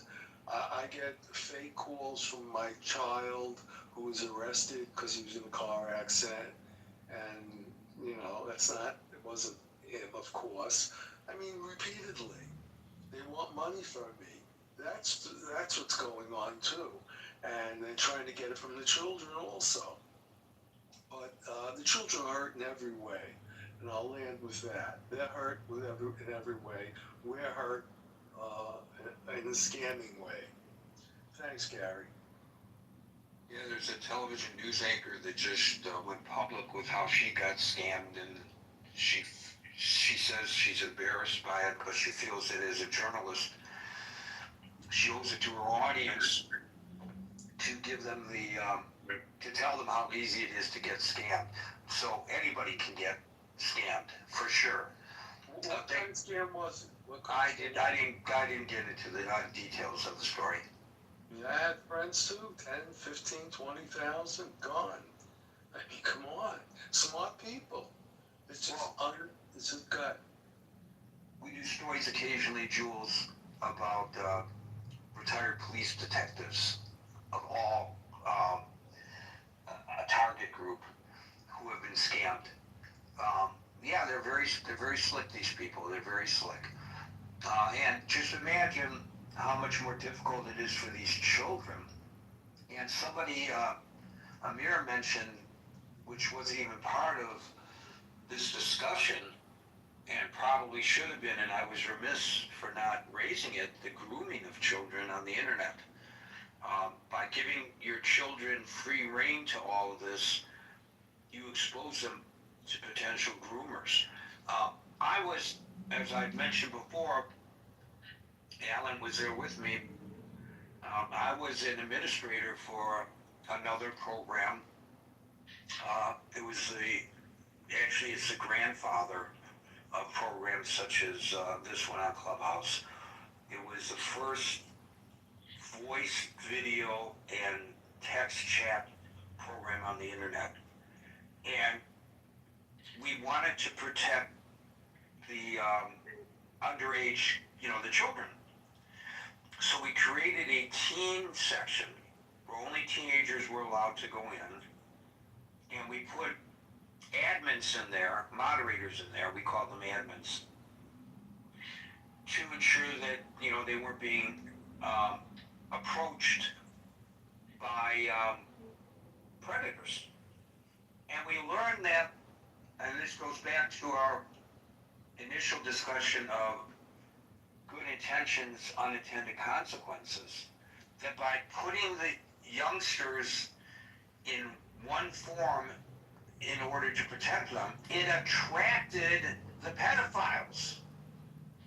And they were in greater danger as a result of our efforts to put them in less danger. So what appeared on the surface to be a good faith effort to protect children actually backfired and put them at great risk. And I learned this firsthand when my daughter, then in junior high school, wanted to go on the program because this is where Daddy was working. So I said, you can go on the program, but only with me by your side. So she created a nickname, Schoolgirl with some number after it. And immediately, these adult males were hitting on her. I said, okay, well, this experiment failed. You're off the program. So I took over her account, and as an administrator, I had the ability to do this. Every adult who approached me, this was like To Catch a Predator, I would ban them from the program. And it was like a full-time job. I'm not kidding you. How many other children were being approached in such a manner? It's really a very, very, very dangerous world out there on the World Wide Web, as we used to call it. Thank you, Jules, for your contribution. And thank you for that story. I'm shaking my head, Gary. Unbelievable. Keep up the good work, buddy. Well, fortunately, I don't have that problem here on Clubhouse, but it was a major problem over there. And it wasn't the fault of the platform. They were just, it was just, people will find ways. And social media, the internet, opens the door to those ways. Thank you, Jules. We'll go to Brian, followed by Daryl. Yeah, just a couple things. The first one being that I definitely agree there's a problem, but I don't know that a full social media ban is a good idea because there's a lot of good sites out there too. Goodreads is one of them to allow kids to get textbooks access and things like that to some areas that wouldn't normally easily get access to them. So I think that they need to go after the companies and hold the companies responsible to making sure that they're making their sites safe and protecting people. And then I also think that when they do catch people, they need to give out harsher punishments. I don't think the punishments have been harsh enough for the time. The example you just gave, like, when they've gotten past people and gotten to children, they need to get serious time.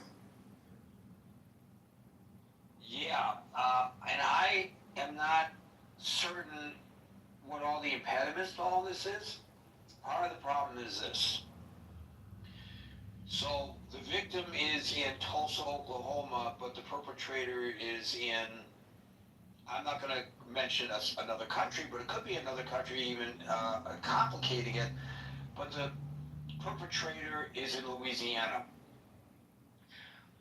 Whose jurisdiction does this crime occur in?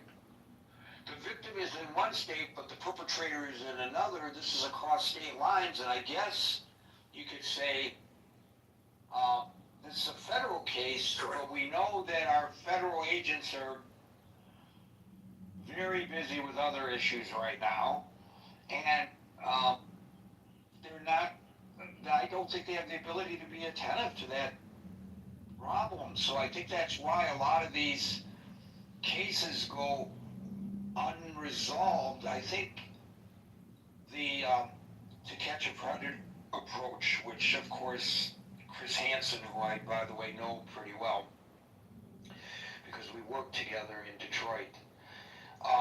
But Chris, what he's doing, well, that's being replicated by various law enforcement agencies. So if it's a person who takes it to the point of wanting to meet the child, then you can localize the jurisdiction. And they absolutely have the right to make an arrest under those circumstances, even if the initial contact was made elsewhere.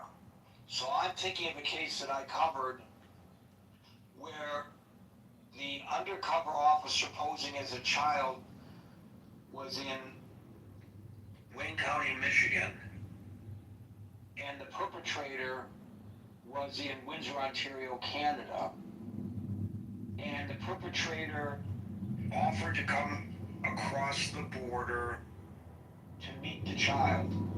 So the perpetrator came across the border, and purchased a motel room in Taylor, Michigan, and they nabbed him, even though there was not a victim.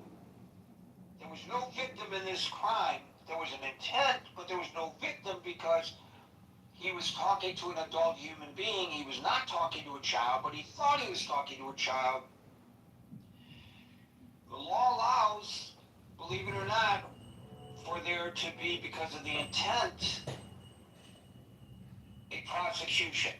So they nabbed him actually in the parking lot of this motel.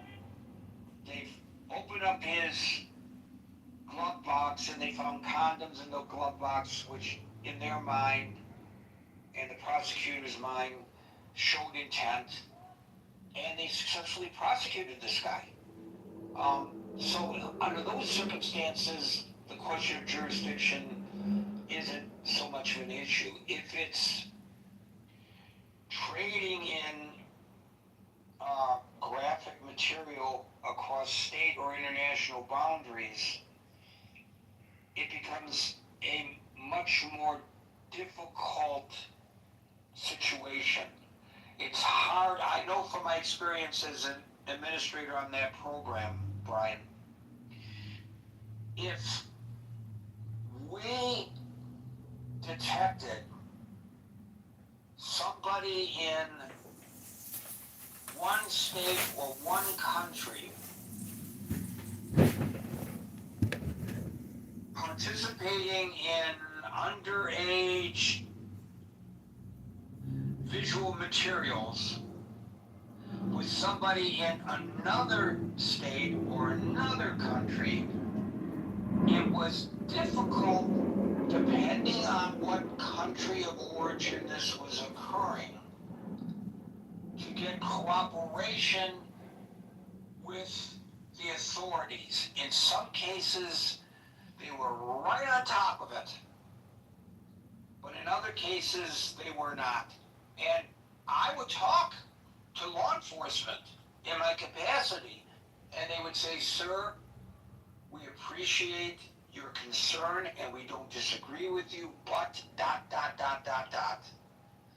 You know, your victim is in the United States. I'm here in whatever country he was in or she was in." And so they didn't see that they had jurisdiction. It's a very difficult situation. It's not as easy to resolve as one might think. Thank you, Brian. Gary, can I make one quick follow-up comment? So my daughter, she's about to be in college now, so I need to get rid of it. But I had the resources to pay for an app that monitored her phone, all of her social media. It would send up red flags if inappropriate photos were sent out. It would send red flags if she was viewing inappropriate stuff. And most of the time, I didn't need to use it, but it was worth the amount of money I paid for it. And the sad part is, everybody doesn't have those resources to pay the extra money.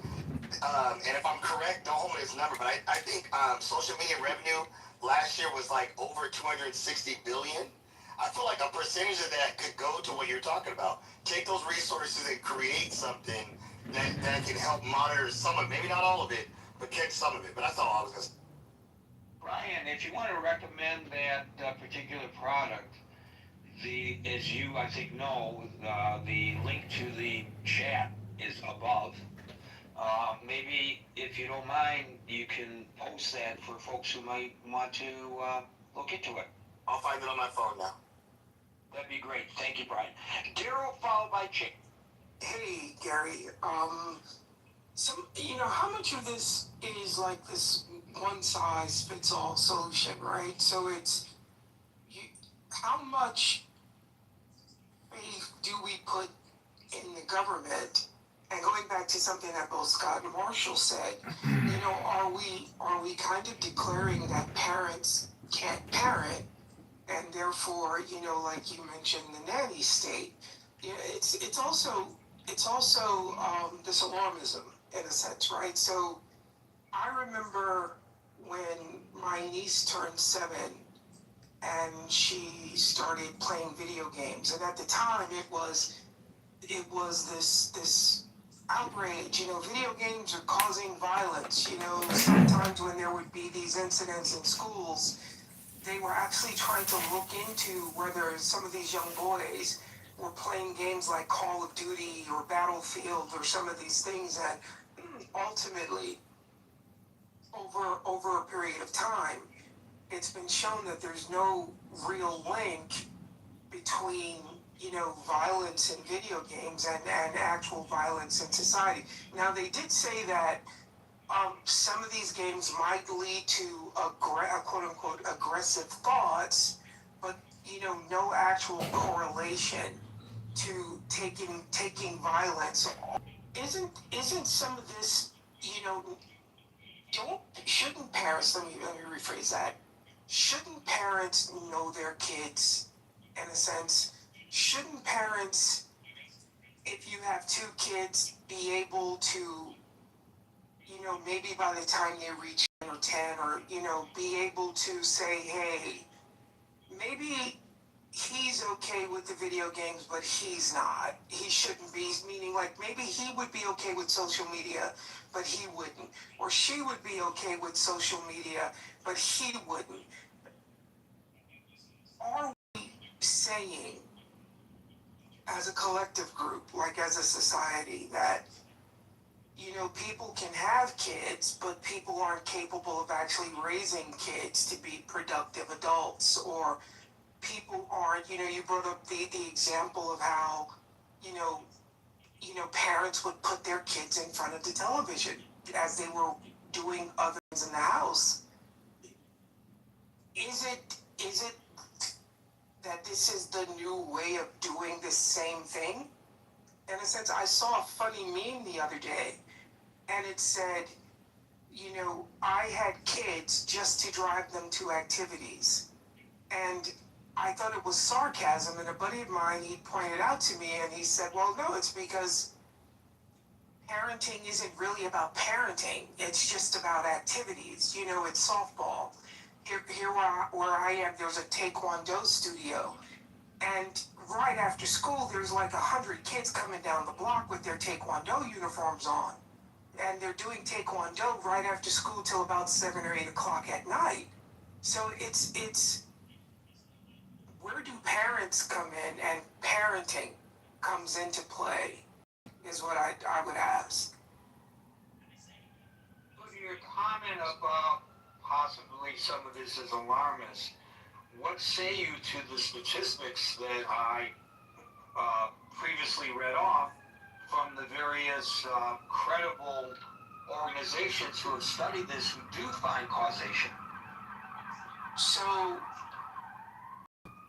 I think we haven't had enough time to analyze enough data. Now, I'm not saying that it's untrue. I'm more saying, have we studied this enough to definitively say that it is absolutely true?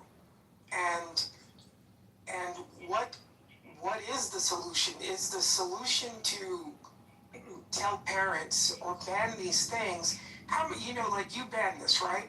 How many parents are going to acquiesce and then do the login for the kid and then hand the device back to the kid anyway? It's I don't think these things create actual obstacles to what we're saying we're trying to prevent, because I do think there are a lot of parents who will move past that ban or move past this block and hand the device back to the kid. So I don't disagree with what the study is saying. I'm saying, have we actually studied it long enough to kind of definitively say that this is true or not true? I will point out that one of the studies that I quoted, they say it's a long-term study. Now, I don't know what long-term means and whether it satisfies your questions. I think, at least anecdotally, we can say there are suicides. A lot of them are by teenagers, are linked to cyberbullying. And I don't think we should be ignorant of that. And I think that any primary or secondary education educator who might be listening or participating in this forum would probably, based on their experiences, second that emotion, as the saying goes. So again, I'm not even saying I disagree with you, but I'm saying where does parenting come into this, in a sense, right? But Daryl, if you allow your child, and maybe, you're saying that when, Billy and Janie go to school, they should not be allowed to take their phones with them, or they're not allowed to have smartphones, they have to have flip phones, which, by the way, sometimes results in a degree of bullying in real life as well. But at any rate, is that what you're recommending the parents do? Well, no, what I'm saying, if you allow them to have an iPhone, and at what age do you allow it? Because we're talking about high school students who are committing suicide. So you're going to say that a 16-year-old or a 17-year-old or a 15-year-old is still too young to have an iPhone? How do you protect your child? Are you going to say, I screwed up as a parent because I allowed my 15-year-old to have an iPhone finally? I don't know if it's as easy a proposition as you suggest. Again, that's an anomaly what's going on next door to me. Those kids, none of them have phones. And I've discussed the parenting, we just have chats, the mother and the father and I fully understand their approach. I mean, they're homeschooling their children, which also helps reduce the bullying aspects. Some people will say, well, but what about the social interaction that they are losing? These kids get a lot of social interaction after school, by the way. They're very popular, and all the kids in the neighborhood are in front of their house wanting to hang out with these kids. So, but at any rate, but there are outliers. Most children the age of their children I know have smartphones. But is it bad to, so my niece is 16, she goes to a small all-girls school up in Connecticut. They check their phones in when they go into the school. They get their phones back at lunch. When lunch is over, they have to check their phones back in. They're put in a little locker, and they get their phones back at the end of the day, right? So there are some systems that seem to be trying to figure out a way to do this, is what I'm saying. And I don't think being an outlier is a bad thing necessarily, is all I'm trying to say. I'm not arguing. I agree, and as I said earlier, that strategy by schools, I think, is at the minimum what can be done, and very prudent. Thank you, Daryl. If I have an emergency and I need to get a hold of my kid, I call the office, and the office goes to the classroom. To the classroom, yes. Pulls the kid out. If the kid has an emergency, they're going to call me. The child does not need in the classroom a phone. You're absolutely right. The parents who come up with that argumentation, what are they thinking? I don't understand that thought process. I applaud that school in Connecticut, Daryl. Gene, followed by Mickey. Hi, Gary. Hi, everybody. I don't really have a very smart answer. I just have to be sort of reflective, and I agree. Many of the people were talking about this issue. There's no one method will fit all, but I believe parent has responsibilities. Parent needs to be educated. Parents need to set example, not use their iPhone, their smartphone all the time. And when I go to dinner with some people, like even 2 people or 3 people, small group, still somebody is looking at their phone quite often. It's really bothers me. Yeah. So I think adults has to. It's like it. I'm so glad you talk about this subject because it's not talked enough. I don't think about that because my child is already big enough, and for when he was in college, he has to do a competition, and then he told me himself. He said, "Mom, I turned off my social media for entire 1 month. I didn't touch it." And guess what? He won. He won the first prize in Juilliard viola competition, you know. So that is something I didn't ask him to do, but I'm just thinking from younger time, if you have kids 5, you need to control yourself. You as parents, you need to control yourselves. You need to set example. If the parents are not aware of this problem, and it's very hard to navigate. And then of course in New York right now, you have to go into school, put your phone into a cubby or somewhere, and then get it after the school. That's great. Now another thing is, I think we're sitting on our ass too much and looking at the phone. We need to encourage our kids to do, like, I don't know the statistics, okay? They need to go play soccer. They need to go play tennis. They need to go whatever. Oh, play the violin, you know, they need to stand up to play. So I think that we're not, I would encourage our, younger generation to do physical exercise. In that sense, you're not gonna holding the phone and doing social media and being bullied or whatever, feeling stressed out or depressed or whatever. But in the other hand, like other people talk about, internet has, we get information so quickly, we learn things. It's not everything is bad, right? I watch the YouTube a lot, to learn stuff. So yeah. Anyway, so my suggestion is we parents needs to be more responsible. And of course, a lot of people here are not parents, but think about it. If you become a parent, or if your uncle, if your aunt, what do you do? And minimize using the device. Yeah. Thank you.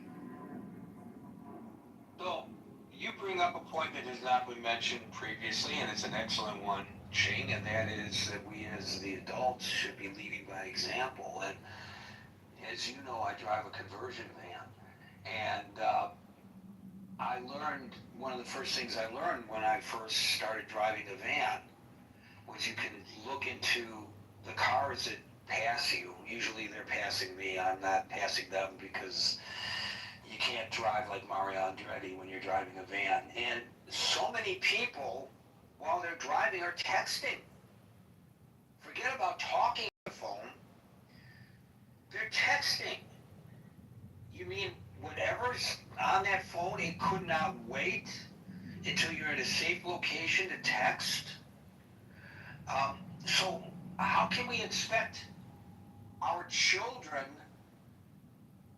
to do better when they see moms and pops doing this?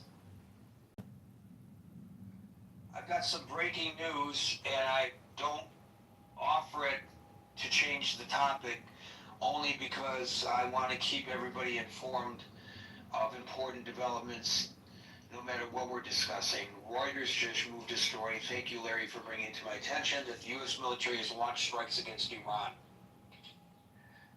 You know that yesterday, or this past overnight, depending on what time zone you're in, the Iranians attacked a Qatari flagged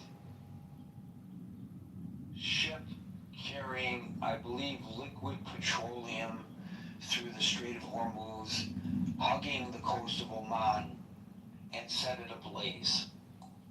Hit it on the port side. So here's the Reuters bulletin. The U.S. military has launched a series of strikes against Iran, U.S. Central Command said Tuesday, adding that the strikes were in response to what it said were Iranian attacks on 3 commercial vessels that were transiting the Strait of Hormuz. Quote, U.S. Central Command forces have begun launching a series of powerful strikes against Iran to impose heavy costs for targeting and attacking commercial shipping, a U.S. military statement said. Continuing the quote, Iran's demonstrated aggression was unwarranted, dangerous, and a clear violation of the ceasefire, it added. It was unclear what specifically the U.S. targeted, but Iranian media said 6 projectiles hit the area of, Alan will correct me if I'm mispronouncing this, Taroui Pier in Sirak in southern Iran. I apologize again if I mispronounced that. This marks the first known U.S. military strikes against Iran since late last month, when there were several days of strikes and counterstrikes between the two. So there's that very important bulletin. Ching, great points to be made. We should be leading by example. Mickey, followed by David. Gary, there's some news relevant to you that I'll say briefly, which is don't go to 42nd and 3rd because the Pfizer building is in danger of collapse. So let me bring folks up to date on that one. The old Pfizer building, which is a tall steel office building on 42nd Street, yes, one of the main arteries cutting through Manhattan. On the east side, not far from the United Nations,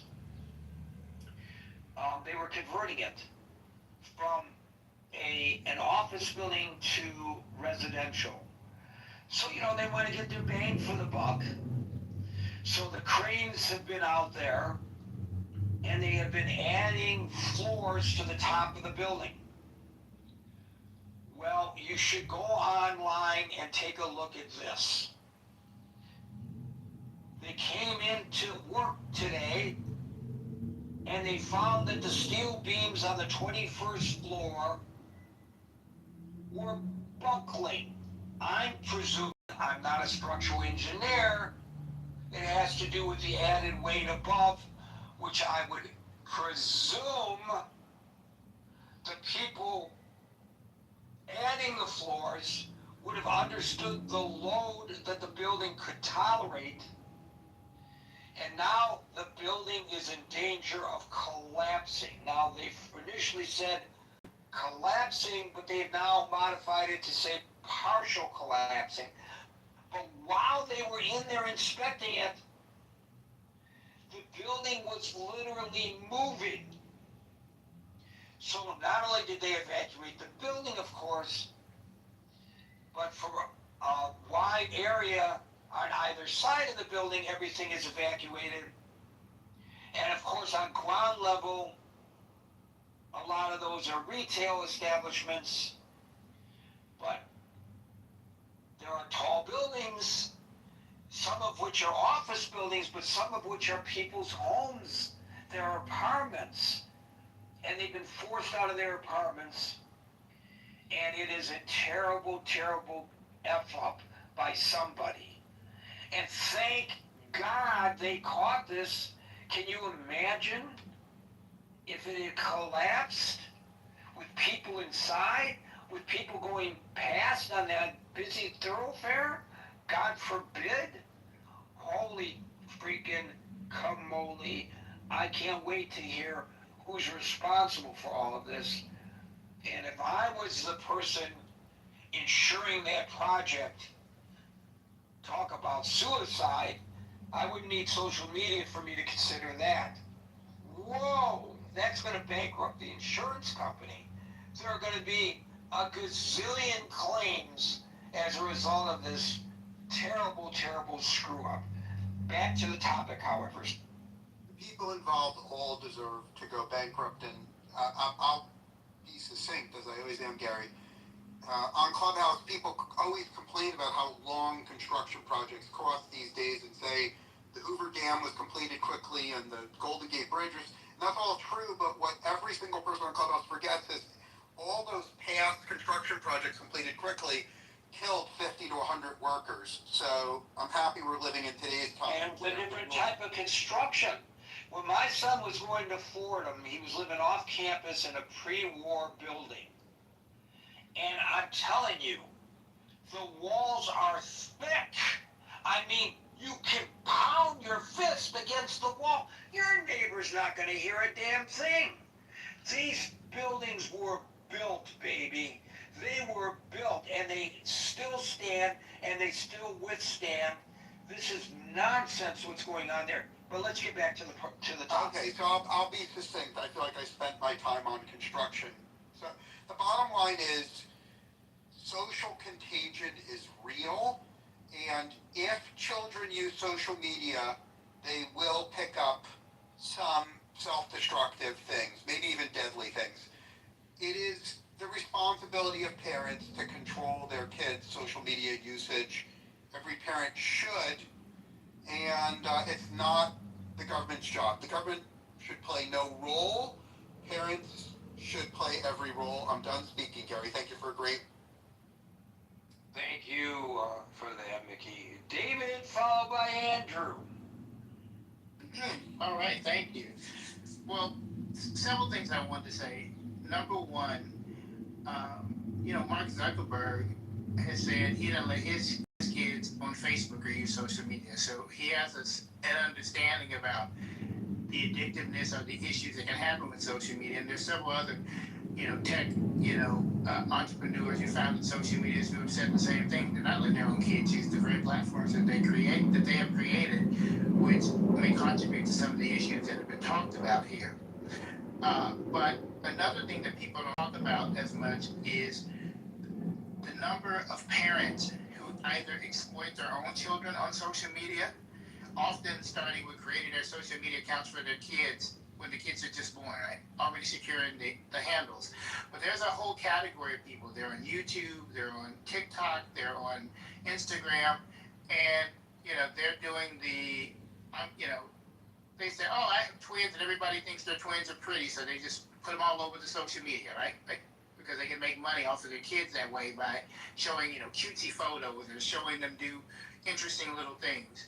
You have the other group where it's like the whole family's on the, living, kind of doing their own little mini reality TV show, a lot more on YouTube, but living it out. So you have the parents themselves who are using the platforms as a way of being able to bring in revenue and make money. There's an interracial family where they have like about, 11, 12 kids, and they show their whole family and the whole whatever edited version they put up there of their life on it. So you have a lot of adults themselves, adults with children, who have found that social media, is definitely a place for them to be able to go ahead and make money. So they do it the self-exploitation of their kids. They don't really give their kids time to grow into being a young adult. Growing into being a child to even get to the point of knowing whether or not this is something they might want to do long term. They're just taking that choice for them. So, that itself is a problem. Should the government get involved and do it? I would say, like some of the other people here, no. I don't think the government should be the one getting involved in regulating it. I think that it should be left up to the parents. But I wouldn't be against the idea if parents, or certain things are happening due to kids being on social media and the parents weren't doing the job. I wouldn't be against extending the idea of neglect charges toward the parents, for engaging in some kind of neglect, for something that's extremely serious, right? That happens, and that's within the parent's control. I'm not against the schools doing something that Daryl was mentioning where, you don't have your social, they take your smartphones while you're in class, and then when you get out to get your smartphones back and get access back to that afterwards. I'm not against any of that kind of stuff. I think you can give rights in schools, public or private schools, to be able to determine whether they want the kids to have access to that. But ultimately, all of this is in the hands of the parents. And somebody just needs to talk to these parents out here who are getting their kids social media platforms once soon as they're born, and the parents who are out here exploiting their kids for money on the social media platforms. That's all I got to say. Hey, people, David, you have to wait for your turn, Rambo. It's one at a time here. So, David, you bring up also a point that had not previously been discussed. So I appreciate your contribution. Andrew, followed by William.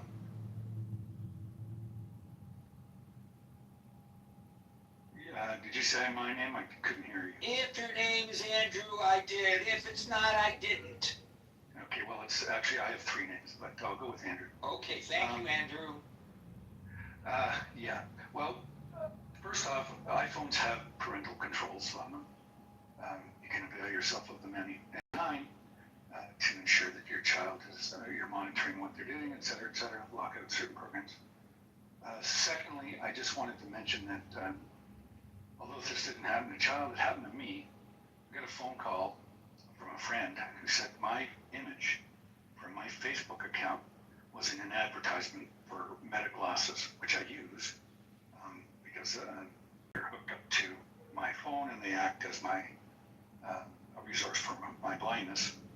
But I didn't approve of it or agree to it. They just used it because it's on there and it's theirs. My picture is theirs. They own it.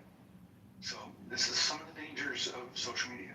Thirdly, I got a call. Wait a minute, who owns it? So you're saying the social media site, when we, I just want to get to the nuance of this. So when you, which social media site? Facebook? That's what I thought. So when we download Facebook, we don't read the terms of service, but we accept them.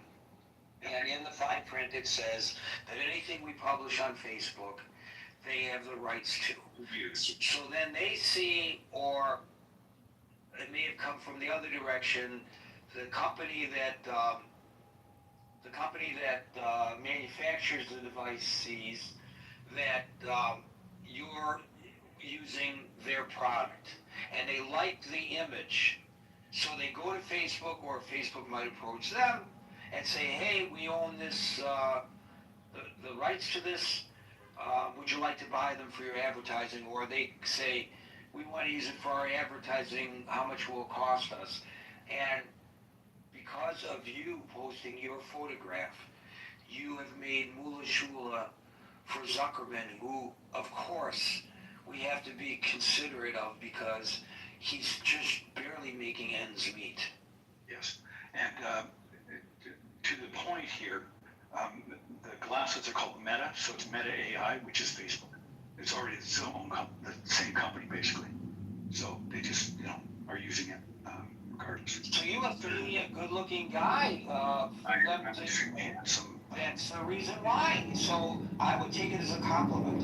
And it looks like it's probably just targeted to her because she saw other ones with other people in them. I don't know that it's a widespread thing that my picture's way out there going out for Meta, but it could be, but I don't know.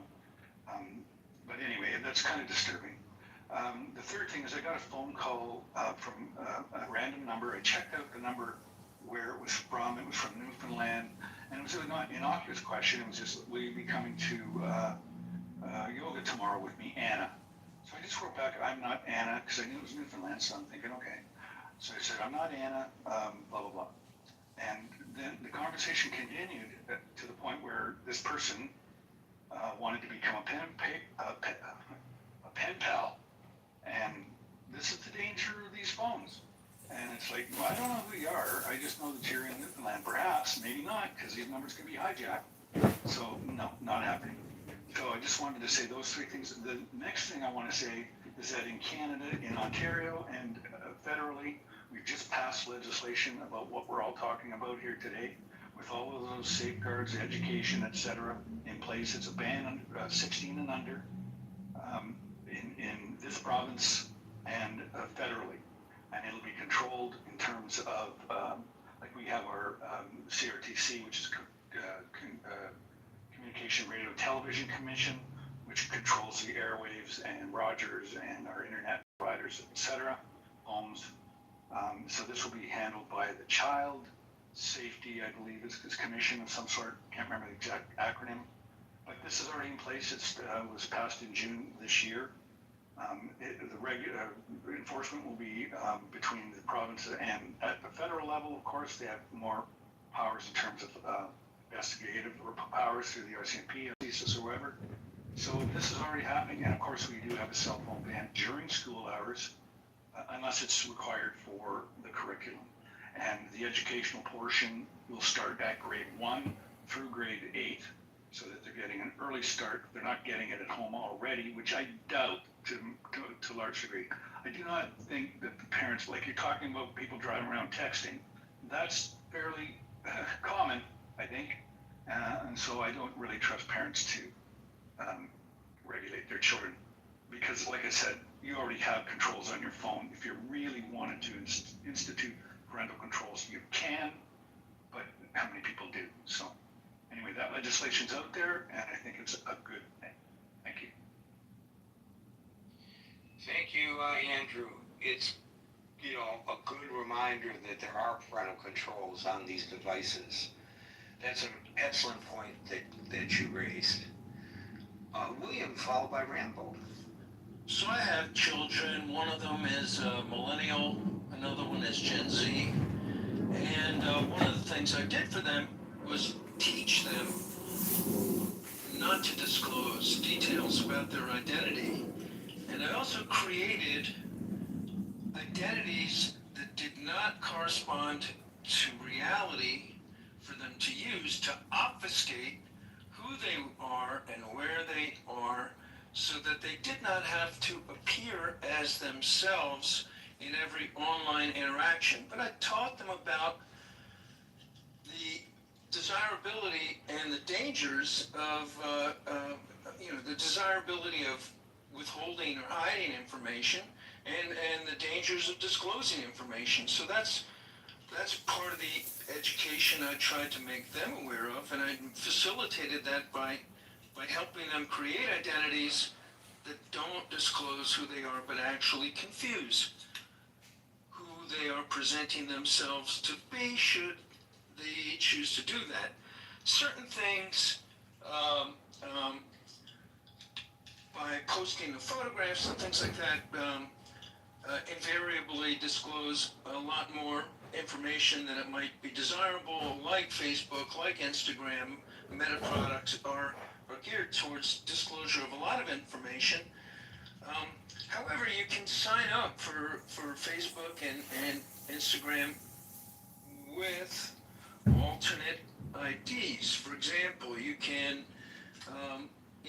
you can get alternate email addresses. Some of them, you can get an email address. Normally they would say, well, give me your old email to get a new email. But there's certain providers. There was one that was in Switzerland for a while that didn't require you to disclose an old email to get new email. And then from that, you could leverage into getting other IDs, which are not automatically disclosed and locked into your original email address tied to a SIM card. So how does that protect the children? Because then my children don't have to disclose or divulge who they are or where they are necessarily. Well, what's the other point? Because they want to be able to talk to their friends. Well, that's why I said that there's an inherent problem with talking on like Instagram, with posting the photos, or Facebook, because they collect and divulge too much information. However, by the way, William, to your point, the parents are promulgating this. I know parents who post everything their little children are doing, and they post everything that they are doing. Some people who I know quite well, I know when they're, it's date night for mom and dad, and I know where the children are and what they're doing, because it's all there on the internet. Mom and dad willingly give that information out, and it's great because I'm close to this family and I get to see what they're doing. But it's not just their close circle of friends that are seeing it. The world is seeing it, including people who are very, very bad people who I'm sure peruse the internet looking for opportunities to take advantage of such security lapses promulgated by the parents. I became aware of this sometime around 2007 as a real potential danger. If you take a look at my Facebook account, you'll see that a lot of the divulging of personal information about me and my family was really curtailed or eliminated in the mid 2000s. So that, yeah, there's some pictures of me with my kids when they're really little floating around out there, but I did not keep updating it for that very reason. And you know, I think the use of IDs and personas which mask the identity can also be helpful to children, including not giving out their correct date of birth or place of birth or things like that. Just really trying to, you know, throw the dogs off the scent to some degree. So I think that's helpful, but they have themselves chosen to divulge their own information as they get older, and that I have no control over. Remember, I mentioned before, when we download these programs, we agree to providing to the programs our personal information. They know they know what kind of women I appreciate, what kind of politics I appreciate, what kind of clothing I appreciate, what kind of food I appreciate. It's all there. And it's there when it comes to all of us. We have set ourselves up by accepting these quote-unquote free programs and to them having more information about us than we may even realize about ourselves, that we may realize ourselves about ourselves. Which is why I created identities that intentionally publish false information about myself and my kids, including the dates of birth and other things, to actually make it harder so that when they use the alternate identities, it's not illegal, it's a legal alias. It's not an illegal alias because it's not being used for some nefarious criminal purpose. But when they use the alternate identities, then they don't automatically give up all the information about themselves if they choose to use, or if I choose to use the alternate personas on the internet. And sometimes people hide their identities, and for good reasons. So, you know, there's a certain amount of control and privacy you can try to take to some degree, take back for yourself by actually giving out false information about your demographics at the outset when you open the accounts. And you know, for example, I can you know, if I use an email base in which I don't have to disclose an old email address, then that connection is severed. I'm not saying that the government can't figure out who I am or you know, make the deductions about who's operating what device, but you know, just the casual criminal or casual perverts might be thrown off the trail. So you don't have to always divulge complete, accurate, and truthful information. Sometimes it's advisable not to do so. Also, when you look at the broad-based experiment of governments restricting internet access and so forth, you know, Russia has a new program which all citizens are obliged to download onto their mobile devices called MAX, M-A-X, so that in order to get the social services, to the extent that they're getting any social services now, they have to go through the government program, and they've started to restrict the use of Telegram and try to shut that off. so, which was very popular with the Russians and countries like, Iran and other countries have the firewall. In addressing the question of protecting the children, right? Well, protecting the children means that if you have your children use accounts which don't give out their age, say that they're 10 years older than they are, or don't give out their address, or don't give out their... Yeah, but they all want to put selfies. Everybody wants to put selfies out there. And that's why I said the biggest problem is Instagram. For that sort of thing. Well, none of these kids want to not put selfies. And adults are the same. Thank you, William. We'll go to Rambo, followed by L. Hey, peace to the space. So, I'm very familiar with this topic. My thesis is based on, whereas I contended toxic country that was just laid out at 3 points I'm going to make. I think that we now are at a period where we simply have to onboard our children into social media. It's the same thing as teaching them how to ride a bike or tie their shoes, right? There has to be a process, there has to be a conversation had before they even go on to social media. And that conversation needs to be a straight, direct understanding the negative impacts of, how to manage your digital footprint, what this means. Like, they need to understand the consequences and the perils associated with social media, just straight up, right? And so, I work with young children, and one of the programs that we've had, maybe a year, 2 years ago, the assistant principal asked that we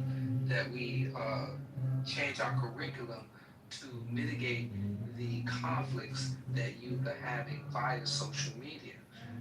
And so that's what's happening on social media. It's like the Wild Wild West at this point.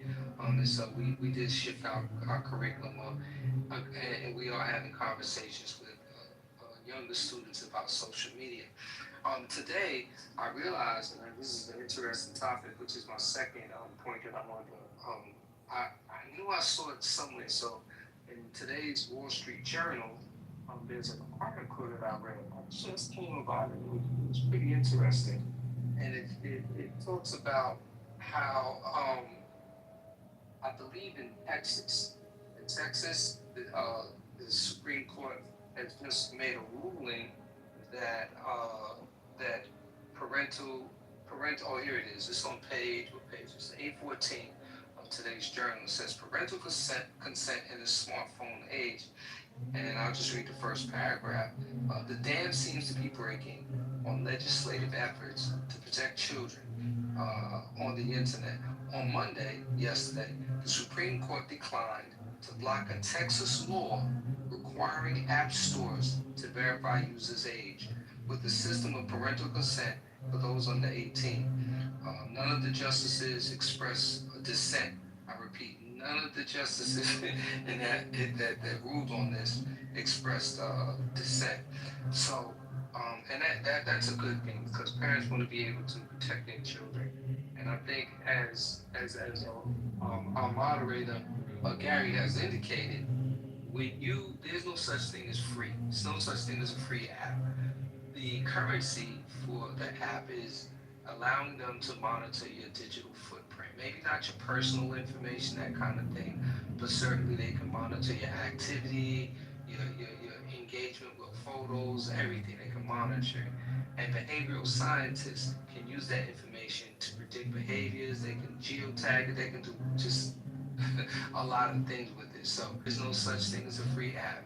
And so it becomes more important to us to manage our digital footprint, to mitigate the negative impact of toxic content and other concerns, inappropriate approaches to young underage children. So yeah, I just wanted to contribute to it, and that's why this title caught my attention. So thank you for allowing me to speak here.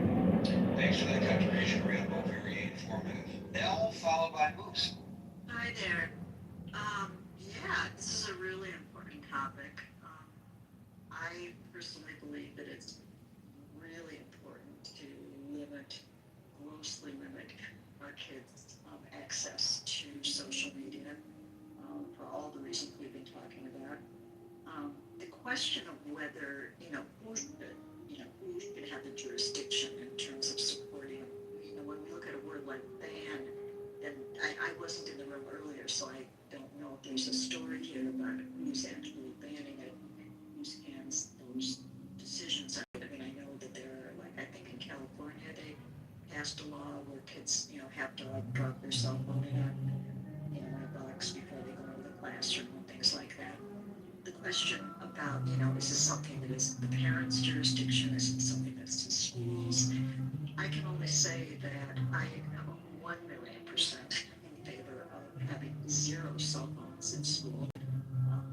I think it's first of all, it's a nightmare for teachers. Teachers can't teach because no matter, even when kids are saying they're looking at this or they're working on that, they're not. I mean, maybe they are, maybe they're not, but it's a distraction.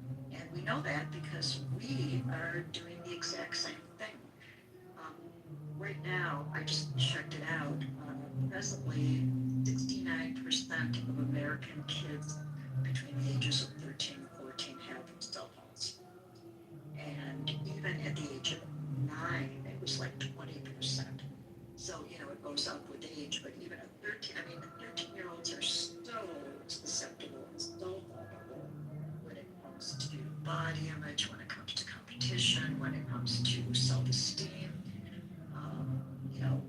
All that stuff that kids go through puberty is just so exacerbated when you start talking about things like TikTok and Insta, things like that. What do you do about it? Well, I would say, first of all, as a parent, I mean, my kids are, millennials. One of them is a stepmom to 4 kids, and they have 16-year-old twins. So at this point, at the age of 16, there's not a whole lot they can do other than try to guide them properly.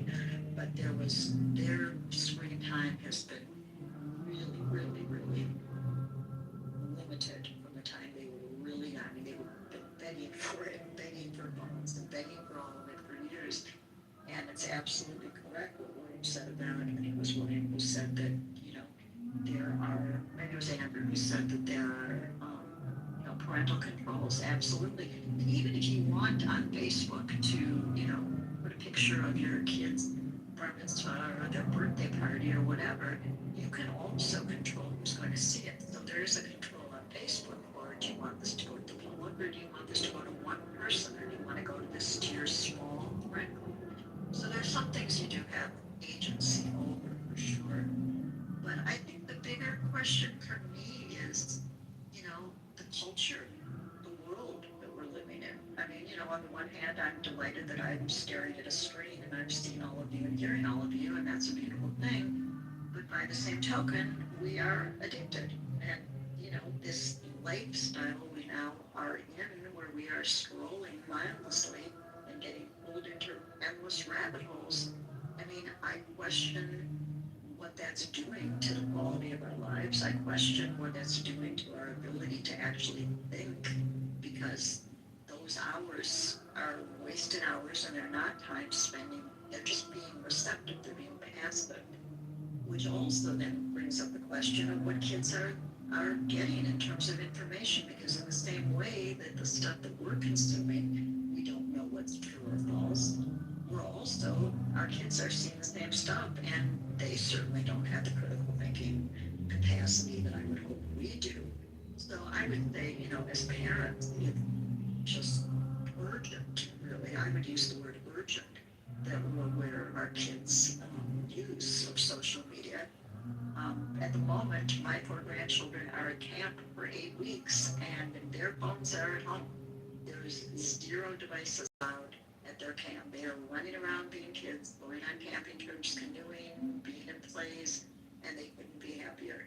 And it tells you something about what happens when you're not, connected to this, and when you're not pulled into the whole, toxic and addictive social media world, especially at influencers and who they think is, credibility. I mean, you can't expect kids to that there and go, well, now who is that person and what gives them any authority and what do I really think about that? And they're showing me how they are on this drug and they lost all this weight. Is that a good thing? Is that a bad thing? I mean, we don't do that. How do we expect kids to do that? We are literally standing by and watching them. And I think we're doing it as some kind of a tool. Part of it at this point is addiction and habit.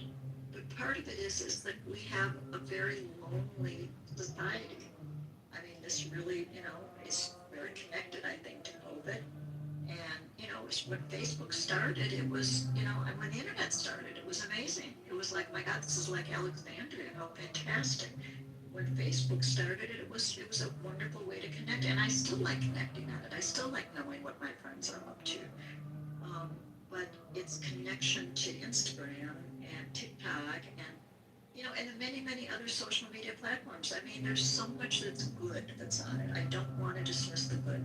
There's so much incredibly educational material that's out there, entertainment that's out there, music that's out there, literature that's out there, and it's our source of news.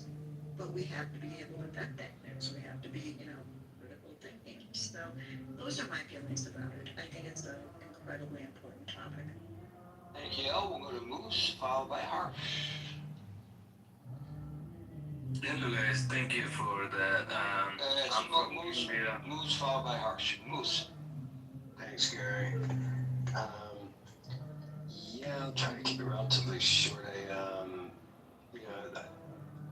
I'll reiterate some of the things that Ellen mentioned, particularly how vulnerable teens are with body shaming, and I mean adults are, for God's sakes, keeping up with the Joneses, let alone teens and their insecurity. And I think it's been magnified by social media. It's not to say that that no good can come out of social media for teens. While I've been listening, I pulled up the CDC site, and I guess they did a study a few years ago in 2023, and probably not a huge shock that with the increase of social media that we have seen a significant spike in teen suicide from cyberbullying, and just keeping up with your peers and your classmates. There's a whole documentary series, I think, called Deadly Social Influence, that chronicles each episode as a separate documentary about big social influencers that are mostly in their teens, maybe early 20s, that need a tragic ending. So I think it's, to say just to ban it, I don't think history will show that works well. Whatever you take away from the kid, that they will just want 10 times more, and we'll get it when they're not at home.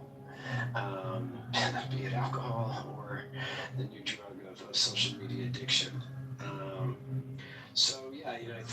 think Rambo was up here saying that you just have to sort of shepherd, and I think a lot of responsibility is on the parent.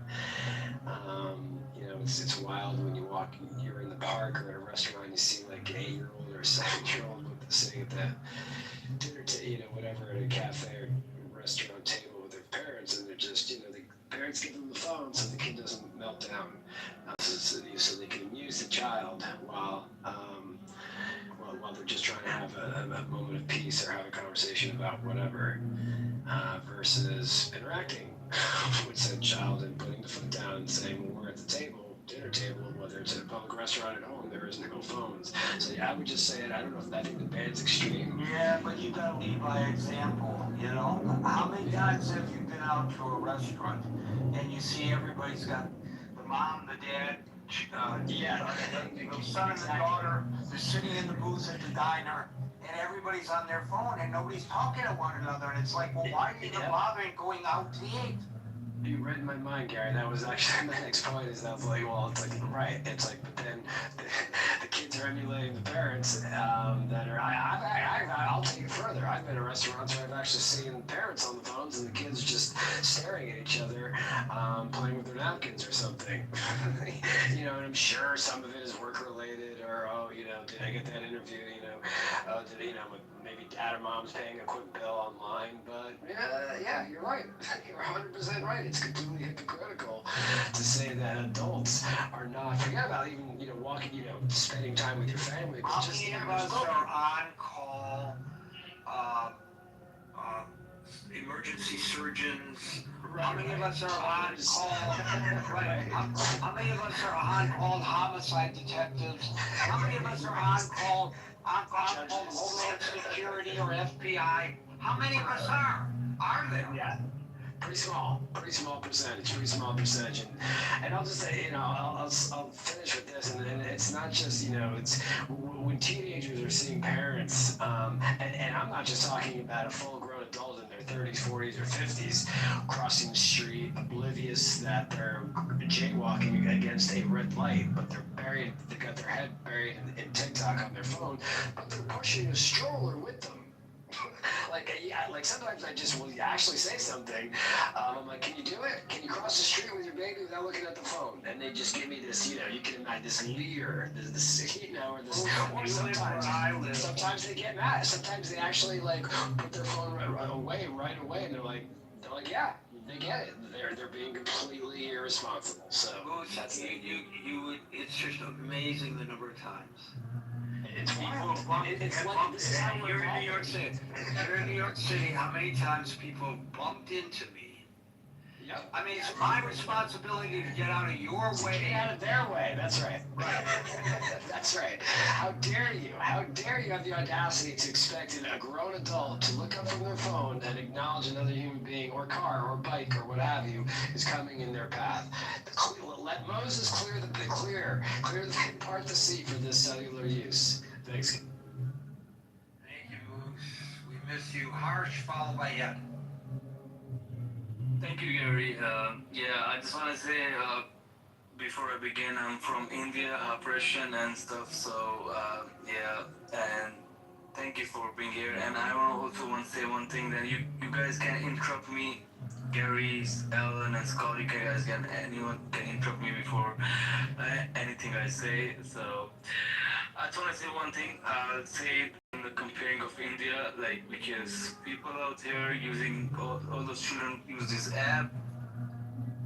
You guys have a different view about those things, that if a children is watching on the social media, then they are mad, they will be having all those thinking and different thoughts out there.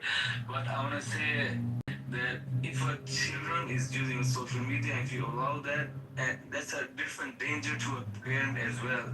Not in terms of if their child memory or anything is an intellectual thing is being in a danger, but their parents, their parents. The money and all those, their parents' privacy also is in a danger, because that's a cyber crime, and we are facing out there in India right now, and that could come to America as well, because I have heard all those stuff that Indian things and Bangladesh and all those stuff, these guys are scamming out there to American people. So what we are facing, let me tell you guys what we are facing right now in India. So, if anyone, just for an example, if there is an Apple, is a company called Apple, right? So they are legit. They have all those stuff. They are good locked up. About all the HTTP, DCP, DCC, that nobody can hack them. But what about their vendors? They are also locked up, man. Nobody can hack them. But what about their vendors? That's how the hacker get all those people. Same case to the children's as well. So if children's go to social media, post all those stuff, man. That's very, very, very easily they can get to the parents. You know, uh, I can give you a live example of how. Just take an example of MobiWik. I don't know how many people know about the MobiWik hack. MobiWik was an app for the payment stuff, and they didn't. The hackers didn't hack them because they were weak and they were soft about their all the security. Because they were hacked because of their vendors.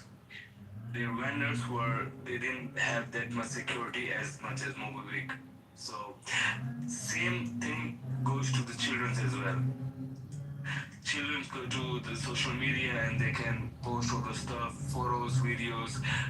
It, that's the small stuff. They can also just go to social media and talk to any people, sharing anything. I don't know, but if they do it and um, like just that's the I think that's a big stuff if they talk to anyone. But even if they share anything, and even if they're not, even if they're just scrolling out there, that's a big threat as well because people like hackers, like I see out there in India, Bangladesh, not in India, I expect India, they don't do that one, Bangladesh and stuff. That's the easy target to the American or any country or anyone that if a children has a social media page, in Instagram page, that they share stuff and they do stuff, and let's bring AI in that stuff. You know, if AI is there, that's the um, easy thing to blackmail or do anything. They just Gersh, I'm going to interrupt you only because we have 60 seconds left, and I want to give Ed 60 seconds, okay?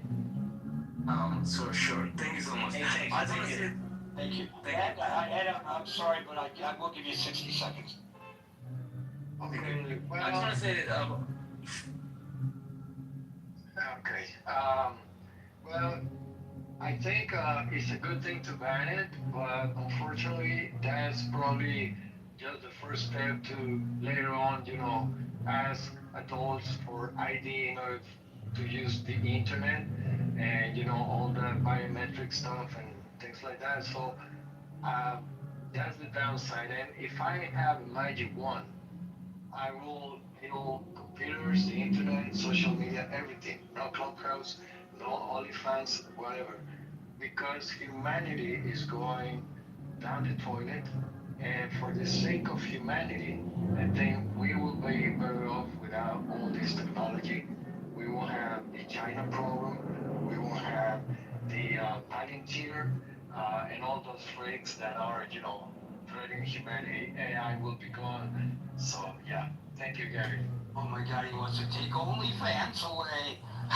Thank you, Ed. Folks, we're here Monday through Friday at 5 o'clock New York time, so till 5 o'clock New York time tomorrow for the next edition of the Critical Thinking Forum. Everybody be safe, be well, and peace out.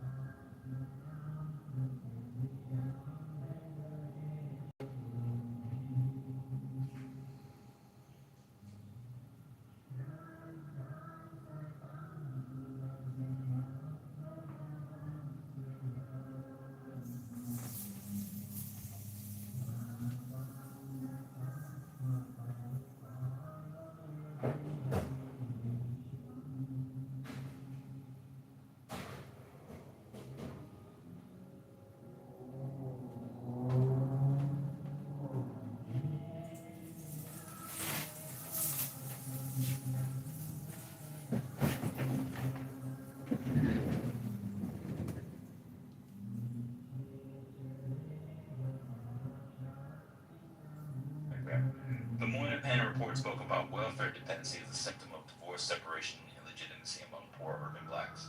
In the decades that followed, these programs became a major cause.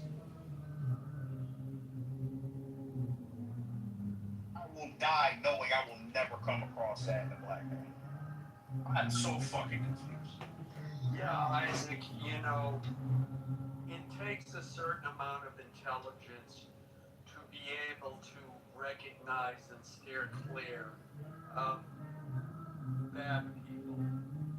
And, you know, and some people just don't have that ability, you know, or there, a lot of it, when it comes to issues of romance, they just, their desire to find a relationship overwhelms, and this is women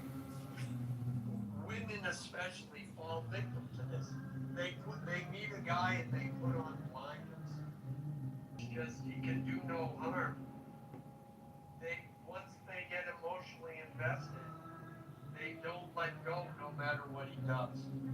So, you know, it may seem foreign to you, and I get it, but yeah. Wait, so Alan, you never told us who's your basketball team? Oh, so. Oh, it is? Yeah. Okay, this is good. Yeah, and thank you, Sig, for letting me have a white man trying to cope moment. Hey, that was good.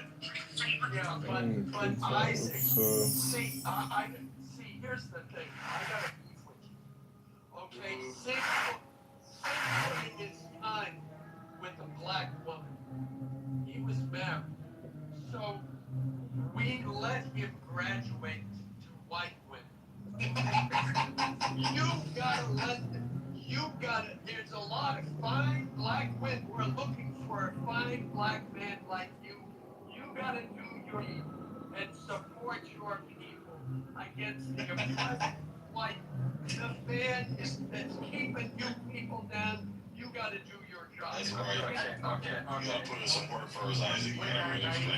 Are you saying he needs to date a black woman before he can date a white woman? That's right. Yes, he's got earned his stripes, David. Yep. So unfortunately, Alan, that kind of fucked up in 2005. I will explain. Well, it's 2026.